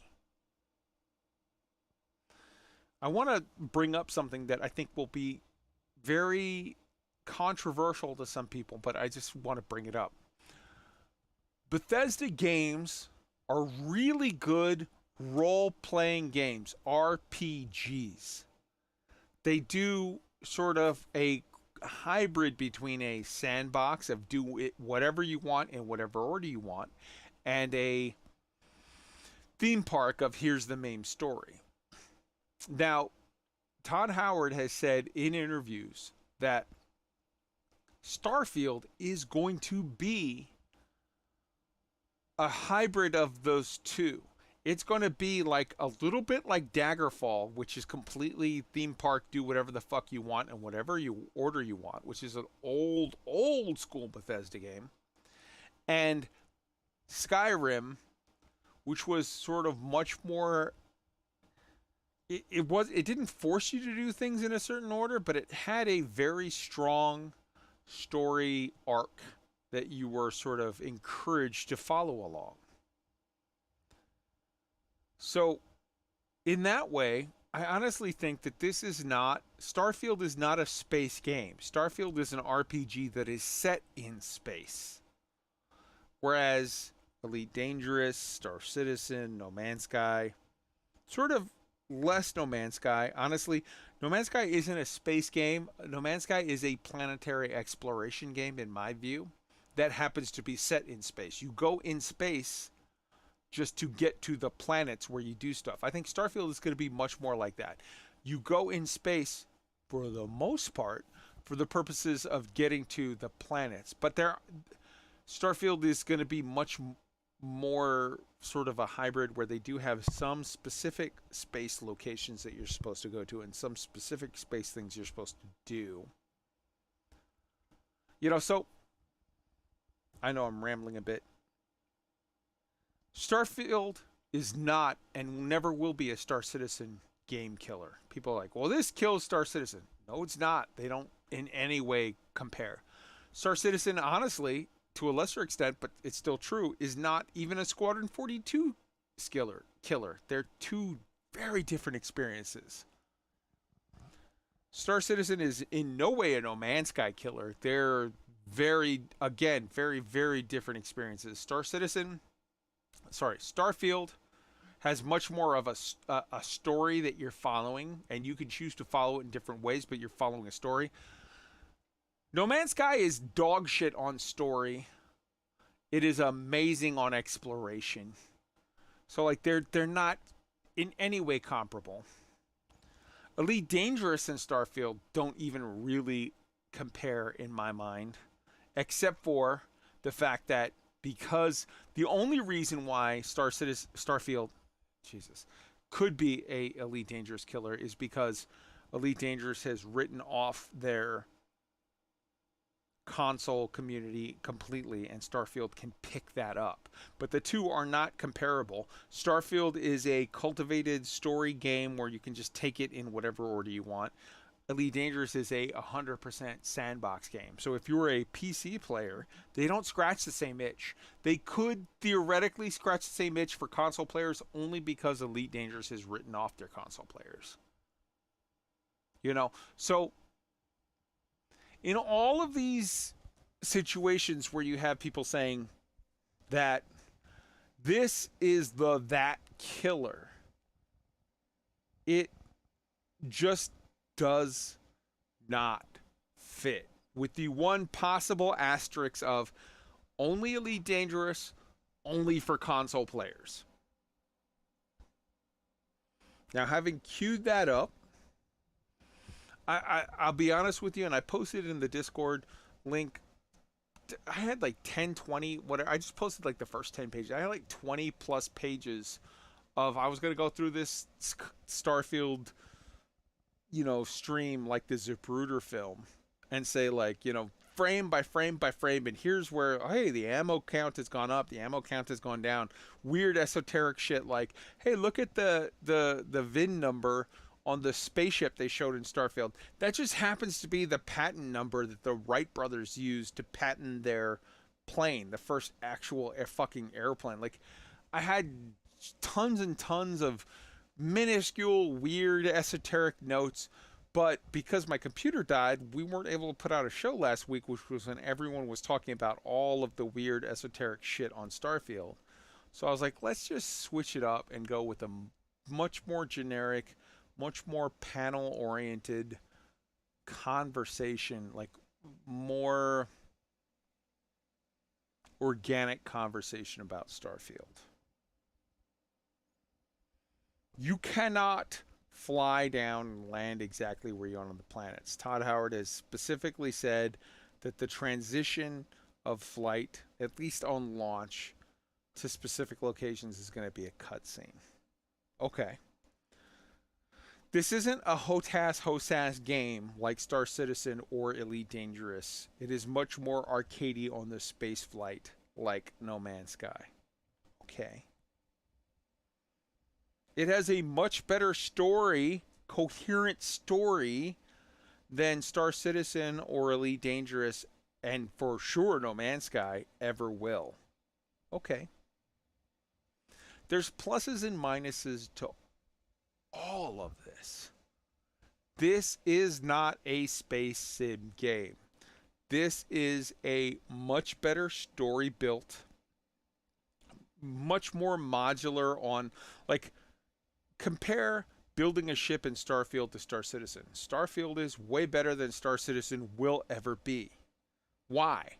Because Starfield is a single-player game. If you give players the absolute ability, the freedom to make any ship they want completely modular, in an MMO, in a real MMO, which is what Star Citizen is, then every last player in the fucking universe will have the exact same meta build ship, which is the min-max best ship, which will be dog shit and boring in a actual MMO experience, which Star Citizen provides. This is more about building a customized and cultivated single-player experience, which is what Starfield is providing. All right, I'm going to start by introducing the subject, and then we'll bring it around. But let's start with Wolf. This is now going to be, for the purposes of this discussion, no more dots. Let's hop in and have an organic conversation. But like, let's go around. Wolf, start us off. Yeah, I don't understand why sensationalist news tactics has just absolutely pervaded common vernacular and thinking. It's a new thing. Appreciate it for what it is. If, at the very least, it's another thing that you can do within the genre of space games. The whole thing of, hey, it's gonna kill this, or oh, it's gonna replace that, blah, blah, blah, blah. unless a game goes away, a new game will not kill or replace it. Yeah, the only It doesn't thing, matter what the genre is. the only thing that can kill Star Citizen is Star Citizen. The only thing that can kill, and I think potentially did kill Elite, was Elite. Like, you're absolutely right of like there's no need to constantly compare and whatever. Rain.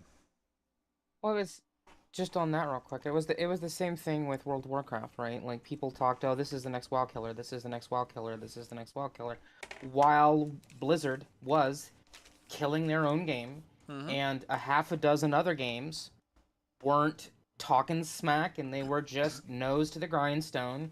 And now Black Desert's player numbers are up. Final Fantasy XIV is the most played MMO in the world. ESO is now over 30,000 active players through Steam. Right now, as we speak, over 30,000 active players.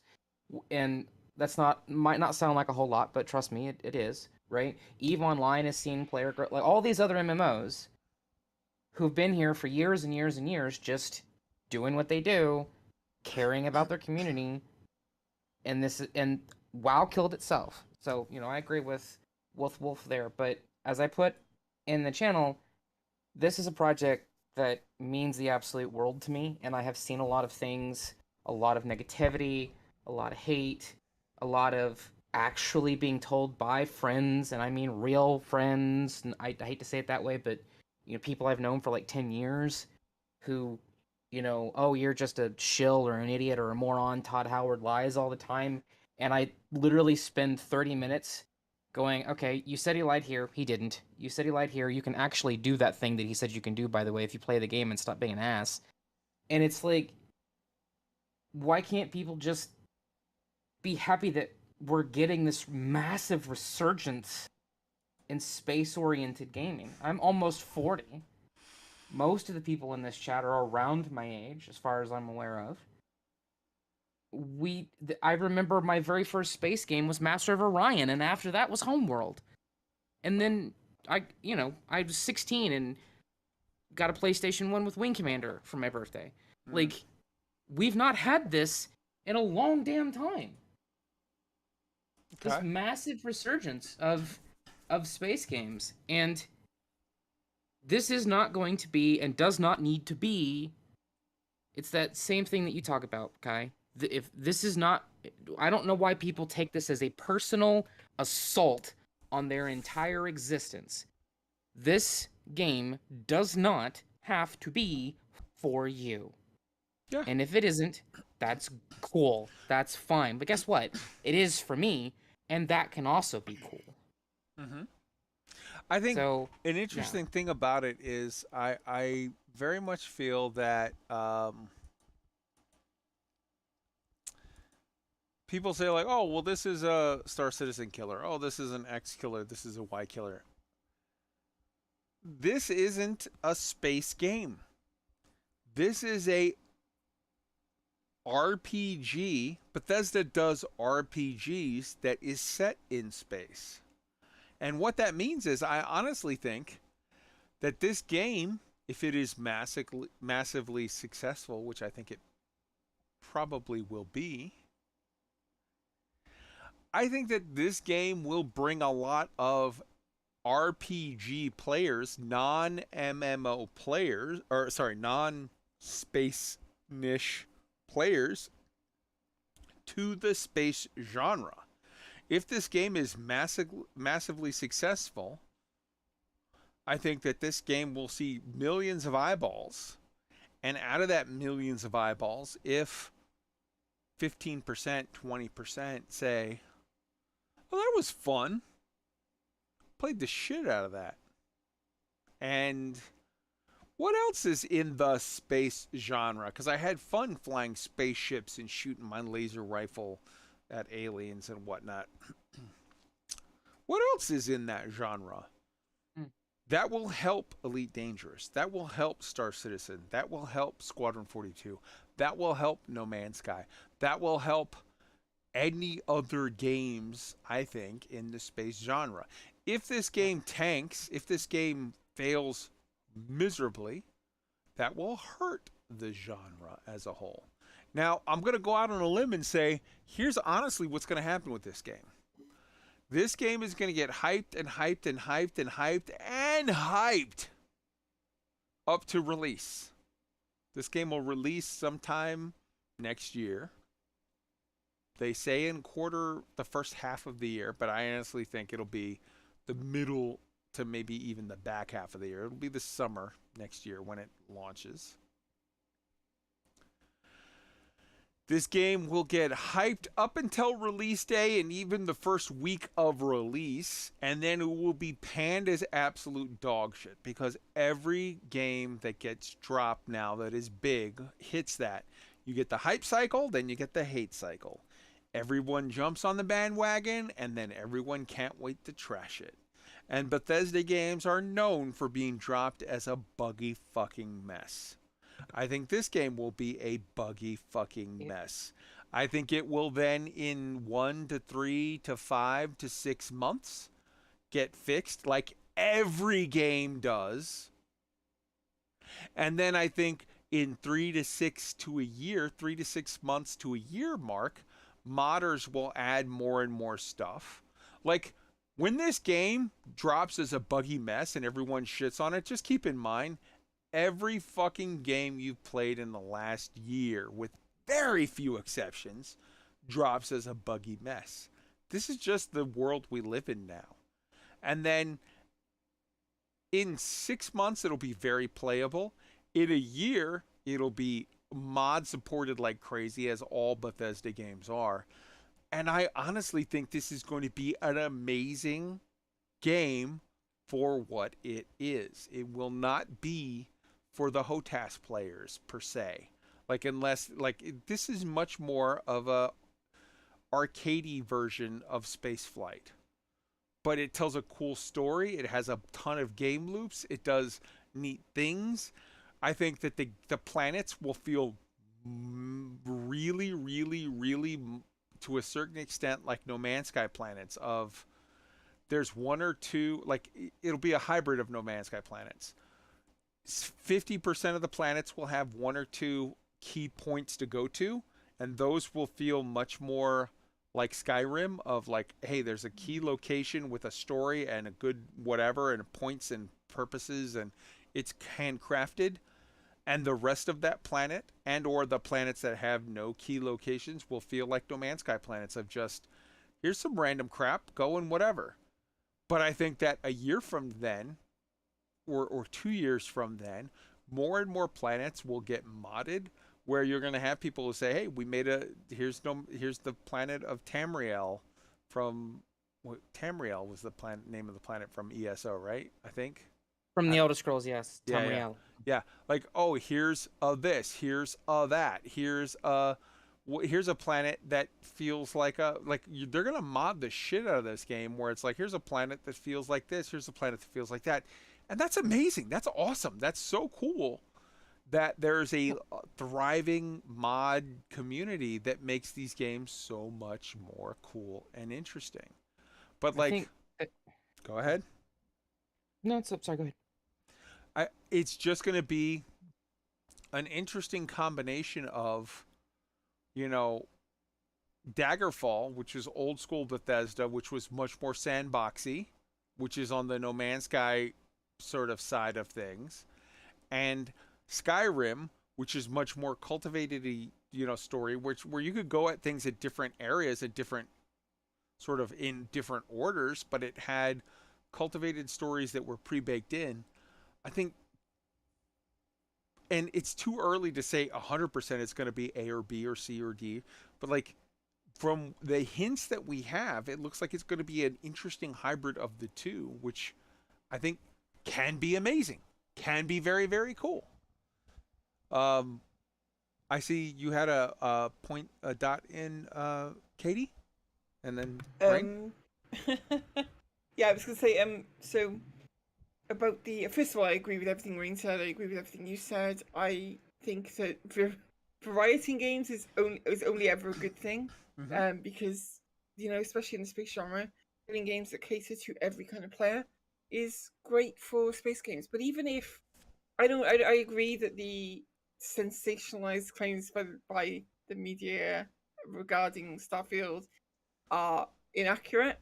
But like, let's play devil's advocate. Even if they were accurate, even if it was aiming to be a assassin's killer, that's still only a good thing because that motivates all the developers involved on all sides to push harder and to innovate more and to come up with much more cool stuff. So it's win-win for the players either way. 100%. Katie, and then Tweaked. Oh, I'm sorry, not Katie. Brain, and then Tweaked. 3 points that I want to make.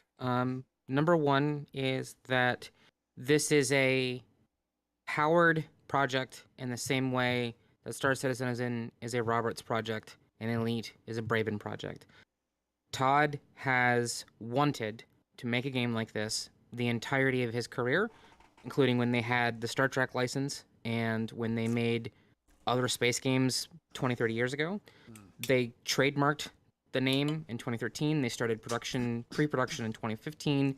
The game was playable in 2018. This is something they have been working on for 7-8 years now. People who seem to be annoyed with Star Citizen doing that. To that point, let me hop in real quick and say, they actually Todd Howard approached Chris Roberts to get him to make this before Chris Roberts started the GoFundMe, Kickstarter, whatever, for Star Citizen. Bethesda literally approached him and said, "Will you make this game for us?" And he was like, "I kind of got my own idea."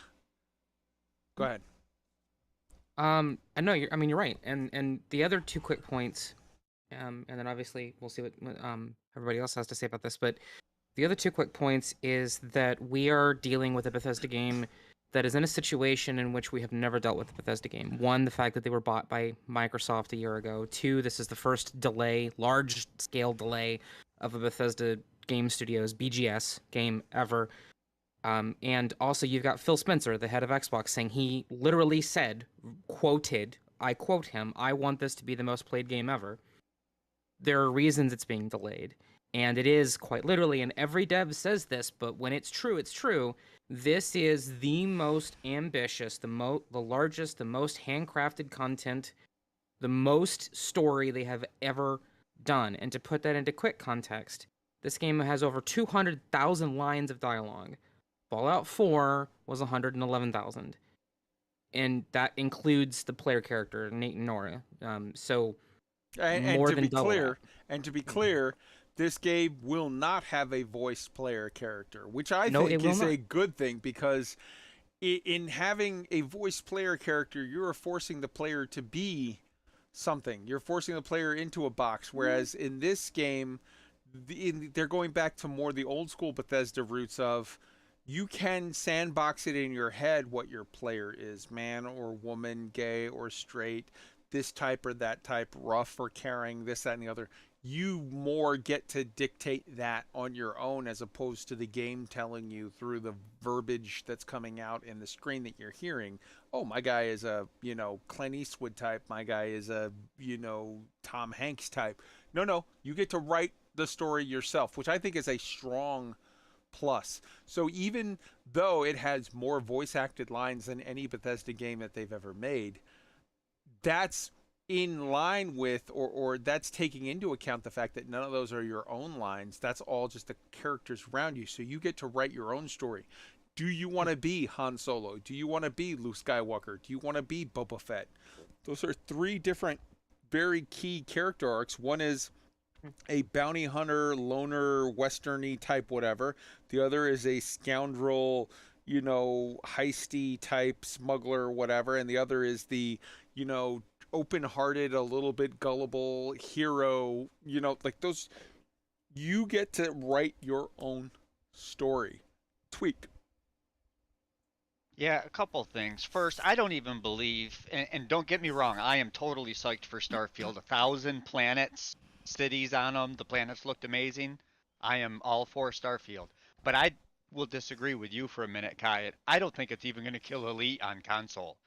I think a lot of console players are going to take a nice long break and play this, but in the end, people like to fly with friends.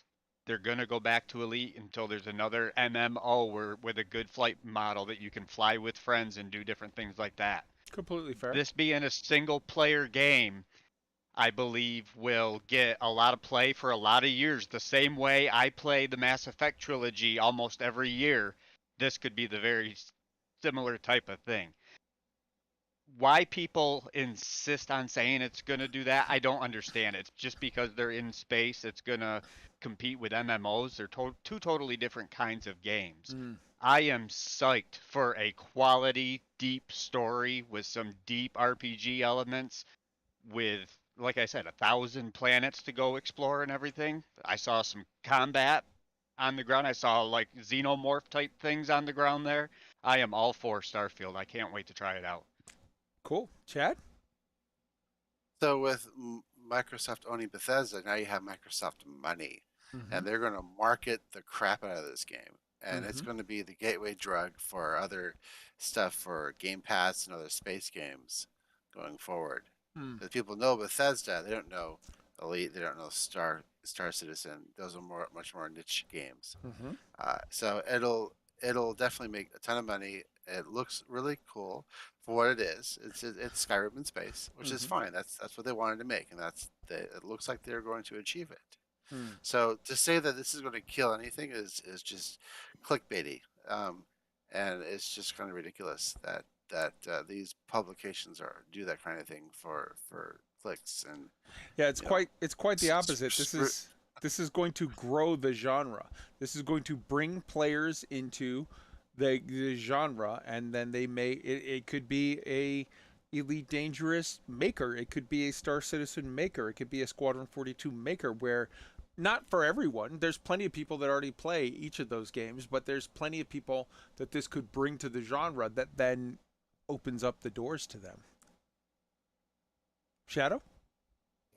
I pretty much agree with what everybody's been saying. I think Bethesda started with the story idea and then began pulling in the space elements from anywhere that they look of in order to tell the story. I think once people start playing it, it'll become clear that this isn't going to kill any of the other space games. I think it'll take people away from them for a while until the single player game's done.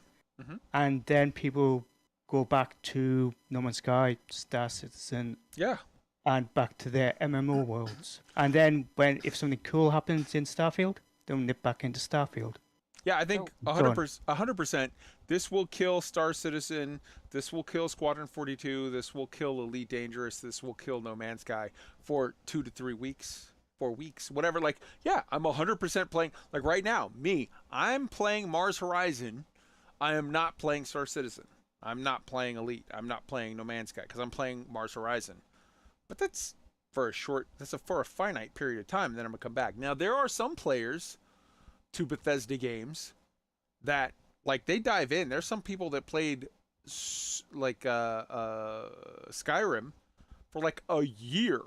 They played thousands of hours and went into every whatever. And I think just like Skyrim, this game Starfield will have little DLCs that happen over a couple of years' time of here's the thing, here's the thing, here's the thing. Some of them will be paid, some will be free, whatever. And yeah, it'll rob you of playing Star Citizen or this game or that game for a week, 2 weeks as you play the new content. Yeah, of course, that's just common sense. But I don't think that this will kill Star Citizen for anyone long term. This will not kill Elite Dangerous for people long term. This will not kill Squadron 42. This game has XP bars. This game has, so if you're looking for a cultivated experience where you get to write your backstory on your character, Starfield is better than Star Citizen will ever be. Because you can pick traits and things where it's my character has a plus whatever to shotgun skills and a minus whatever to cooking skills and a plus whatever to, piloting skills, but a minus whatever to fuel efficiency. Because you can write into your backstory that, my guy was a medic, my gal was a bounty hunter, my dude was a fucking fighter pilot, my chick was an explorer hauler pilot. That is a way that Starfield is better than Star Citizen will ever be. Star Citizen you're not getting points to build your character on whatever. It's just what you do in real life. Your skills in game in Star Citizen are just what are your skills in actually controlling the gun and shooting and or flying and or whatever. Your skills in Starfield are much more like your traditional RPG game of, you killed 4 guys, you level up. Now your pistol is 10% better. Whatever. It's comparing apples and Volkswagens. They're not even on the same scale, much less in the same category. It's 2 different things. It's like saying, well, which one's better, ice cream or steak? Well, what the fuck are you in the mood for? If you want a dessert, ice cream is better. If you want dinner, steak is better. You don't have to always compare shit. That is, again, applying to and appealing to the most base of tribalistic bullshit, whatever, of like, well, you have to pick one. What do you like more? Ice cream or steak? And what are you in the mood for right now? That's the real answer. I think the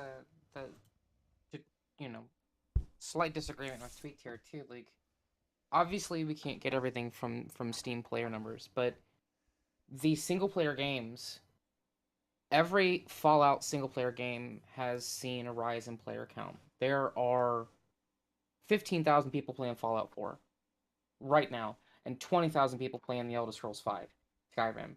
These games are 8 and 10 years old, and there are 4,000 people playing Elite right now. Like, these games dwarf them. So, but what I'm saying, Rain, is wait, tweak. No, stop. Let Rain finish her point, and then you can make yours. Go ahead. All I was saying is that, like, I think the big saving grace of Bethesda games is, and Todd made this comment that he thinks this is going to be a modder's paradise, a modding mecca. 1,000 empty planets is a lot of space for people like me who just got into modding and people who've been modding for years to make a hell of a lot of content. There's a reason that 10 years later, the Elder Scrolls V Skyrim Special Edition has literally 5 times the active concurrent player base than most other multiplayer games on the market. At least on Steam. Now, if you want to see the most played multiplayer game on Steam, there are 700,000 people playing Counter-Strike. That's the #1 game on Steam right now. So sure, I get that, but I caution the, well, single player isn't that big, because that has been some marketing speak used before by other companies to like, oh, well, single player games don't sell and people don't play them. That's not true. Okay. They very much do. That's my point. Tweet? I agree on almost every point you just made, Rain, except for in the sci-fi area, and specifically Elite Dangerous fans. The people, and I'll just go to console here, the people on console are still playing Elite Dangerous Horizons. They're doing that because they enjoy flying their spaceships in a very simmy kind of way. So a game like Starfield or Mass Effect 4 or any of those, they're not gonna quench that thirst, you know what I mean? So there's only one game to go to still until something replaces that. You can throw out all those other Fallouts and all those. Those will always be more popular because they're not space games. They're not science fiction. Science fiction has almost always got the lower numbers. I'm going to give you the politician's answer now. I think you're actually both right. I think there are some people that will leave Elite Dangerous to play Starfield, and it's not because of what Starfield offers. It's because of what Elite Dangerous did. I think there are some people who will say, fuck you, Elite. You wrote me off as a console player, so you're dead to me. I'm dead to you. You're dead to me. And they'll hop into Starfield because of the fact that it's just a new thing, that it's a way to spend their time. I think in that way, absolutely, Rain is right. Tweaked is also right. I think Tweaked is also right in the sense of, for those people for whom flying with their HOTAS is of key import, this game will not appeal to them. They will see it and go, it's way too arcadey for me. It's way too No Man's Sky for me. I want a full sim game. If what you want as a sim space player is that highly realistic flight model, this game will not appeal to you. I honestly believe that. But there are some players like myself who wants full sim flight in some of their games, but is open to other games that have different experiences that will go, oh, this is great. It's not going to make me stop playing. I didn't stop playing Elite because Starfield was on the horizon. I stopped playing Elite because Elite pissed me off. I will play Elite if they start doing good stuff. And for sure, either way, I'm going to play Starfield. It doesn't scratch the same itch as Elite. It scratches a different itch. And that's not to say that it's a better or a worse itch. It's just different.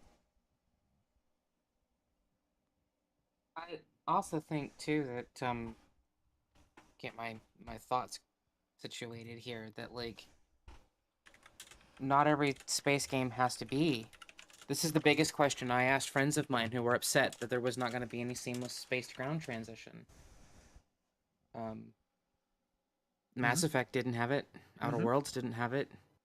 Wing Commander didn't. Like, why does every game now that it's possible, and we've seen what from Kerbal Space Program to No Man's Sky to Star Citizen, that it's possible that we can do this. Why do we have to, though?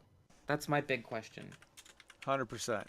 I want to give a special welcome to Griffin Gaming RPG, who just joined us. He of Soul Citizen fans, one of the main hosts at Soul Citizens. We're just sort of wrapping things up. We've been talking about Starfield. I would love to hear your thoughts. I mean, what basically I think what we've come up to is that it is not a space sim game. It is an RPG game that happens to be set in space. It is not Star Citizen. It is not Elite. It is not even Squadron 42, where like one is going to be a highly cultivated story where it's skill based, and the other is going to be much more of an RPG, much more Skyrim that just happens to be set in space. I think that brings you up to speed. I'd love to hear your thoughts on this, Griff. Hey, everybody. Yeah, I was listening in, and a great show so far. Rain kind of went somewhere where I was going. She said it no better. I couldn't say it any better about what you just commented about planetary travel and all that stuff. I agree. I think that there's been, obviously because it's Bethesda and their history of the games that they make, people have been looking for that next big thing. Not just the next thing, but the next big thing. And of course, Starfield has been hyped up ever since they did their first promotion for it, where they just give us that little 20-second blurb. And then we got the information last year with the first trailer. Then we've got it pushed back a year. My only thing I have to say about this in relation to Bethesda is I'm hoping that they do well with this and that they get it right.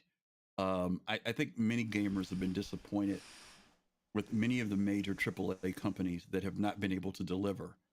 Before, the worst in delivery used to be just a bad launch day, but we're seeing more and more games that aren't ready when they get launched, or finding out later on that the game development was pushed due to the publisher or deadlines. And I'm not going to speak in relation to Star Citizen. I just want to speak to what has happened in the industry and the frustrations. Fallout, when it came out, a lot of frustration. You know, they've worked on it to make it better, but frustration, obviously. Anthem, when it came out, frustration. Cyberpunk, when it came out, frustration. And I think that players are, for Bethesda, I don't think they can afford to not deliver. I think that we have to be careful, though, that we don't put the expectation on this game that has been built from the hype of games like Elite and Star Citizen and even No Man's Sky. We have to treat it as its own game. Bethesda's known for its storytelling. It can look beautiful, but I think we have to give them the room to make their own space game. And let's hope that they do a good job with it, that it's something that we can play, that it'll have the longevity of things like Skyrim, that maybe we'll be able to go back and do it again and do it again. They'll be able to mod it and do other stuff. But a great story game for me is great. As a Star Citizen person, as I'm waiting for Squadron 42, I'm looking forward to it. But I've tried to avoid the comparisons. You know, oh, it reminds you of No Man's Sky. Oh, it reminds you of Elite. I do have to separate myself from that and really step back a little bit and say, I'm just hoping that Bethesda does well, and that when people play it, those people, like you said, it's an RPG. Don't get into it for the accuracy and all this other stuff. If nothing else, just remember it's about the story. And gamers have kind of forgotten that sometimes. That a lot of times it's about the story. If Bethesda does a good story, delivers in it in a way that players can not only play this once, but can go back. They keep saying, oh, each player will have their different experience. That's all hype. We hear that with everything, right? I want them to deliver it. I want them to be able to say that I played Starfield once, and when you tell me your story of it, it's entirely different. That makes me say, hey, let me go in there and try something different. It's going to be a huge task to do it. But they're also building their own hype. I mean, when you start talking about, oh, we've been thinking about this for 20 years, you got to be careful. Yeah. Because that raises the bar for what people are going to want from this game. And I'm just hoping that they do deliver a good game. That's all I'll say about it. In an interesting way, I want to take your point and expand upon it and say that people say, oh, well, Todd Howard's a liar. You're right. He is. To the extent that he's a showman, to the extent that he's a salesman. So, yeah, you could, if you want to be uncharitable towards Todd Howard, he's a fucking liar. If you want to be charitable towards him, you would say he's a showman. On day one, on drop, he under-delivers on every project that I think they've ever put out. Over the period of time, as the game matures and modding comes in and other things come in, I would say, you may feel differently, but I would say that he goes from massively under-delivering to putting out awesome projects.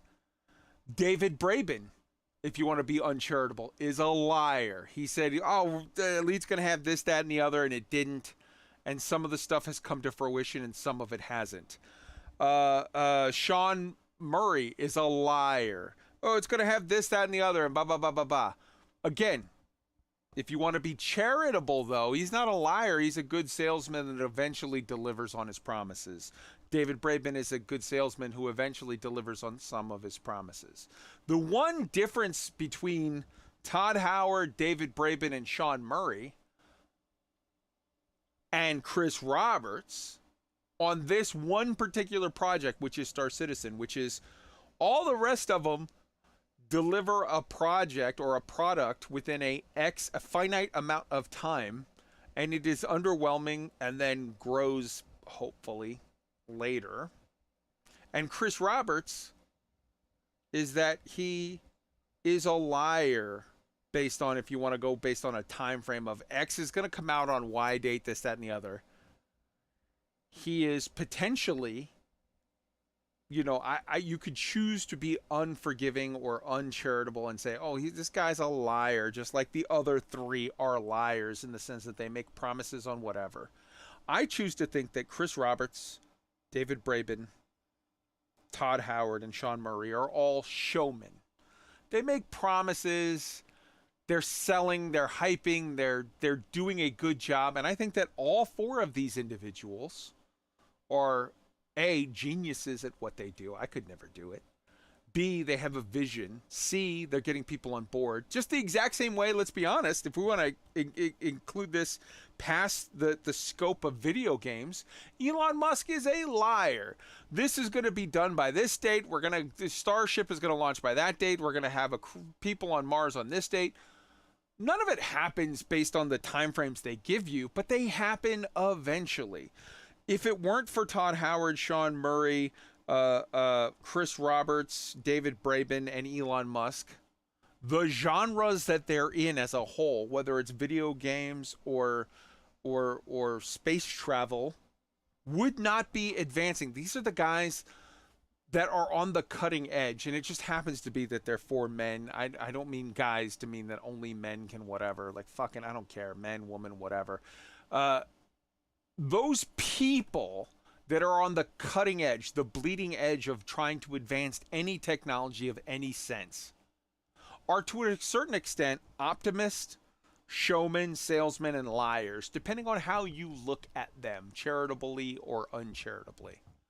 But if you take any of them away, if there was no Todd Howard, the world would be a poorer place. If there was no David Braben, oh my God, the world would be a terrible, poorer place. If there was no Elon Musk, if there was no Sean Murray, the world would be poorer for it. So those people that are on the bleeding edge are always stretching the truth a little, fake it until you make it, selling optimism, lying.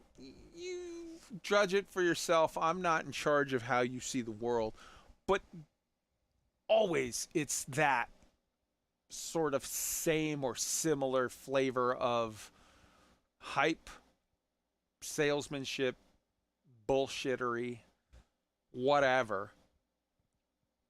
And that's part of what pushes it forward. Somebody hop in. I gotta stop talking. Just so you'll know, I'm playing Power Wash Simulator right now. So if you don't have nothing else to do that you want to relax and enjoy while this stuff comes out, hey, find a game that makes you happy. Don't kill yourself worrying about this stuff. You know, we're riding on the crest of this whole thing with space genre games. We've got some good stuff to look forward to. Let's hope they deliver. So here's a quick question. I've been playing the hell out of MechWarrior lately, and I'm a mercenary in space that pilots giant mechs. Does that count? I think it counts.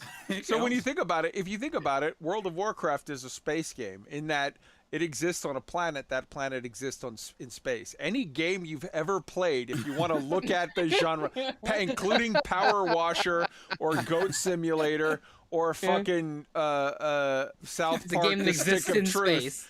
Every game exists either in space or on a planet, and planets exist in space. So every game is in the space genre. Hi, are you space? I am space. I am space. You didn't get the reference, did you? I'm drunk. Portal? Yeah. Oh, yeah. There you go.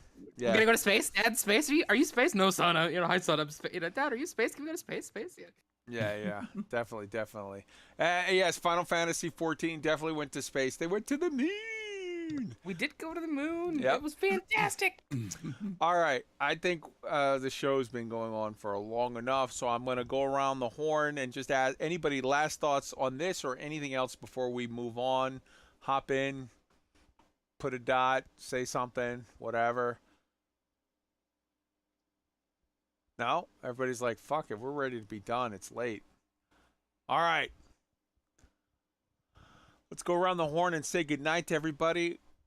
Chad, kick us off.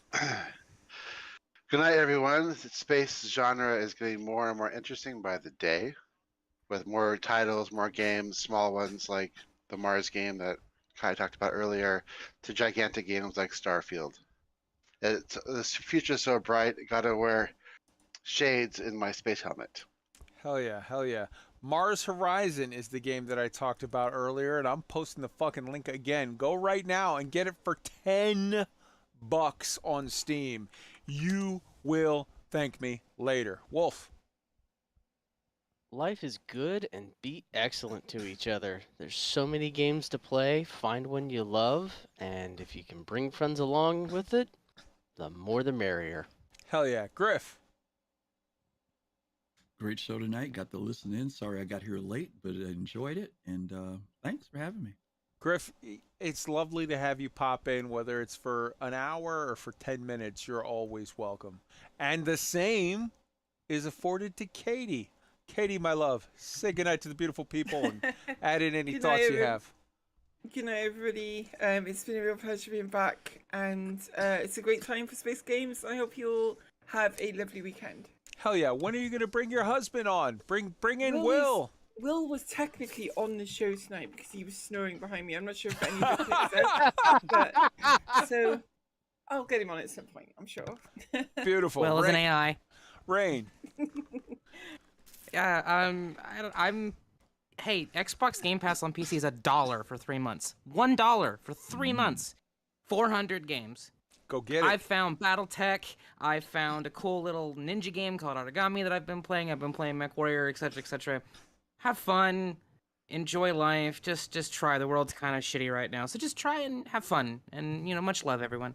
Hell yeah, Shadow Wyvern. Great show. Thanks for having me on, and I'll see you out. Bye bye. And Tweet.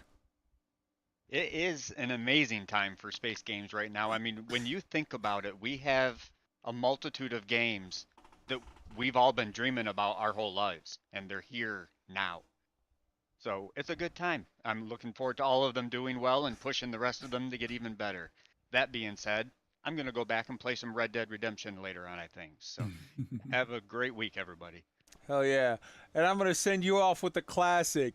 Game over, man!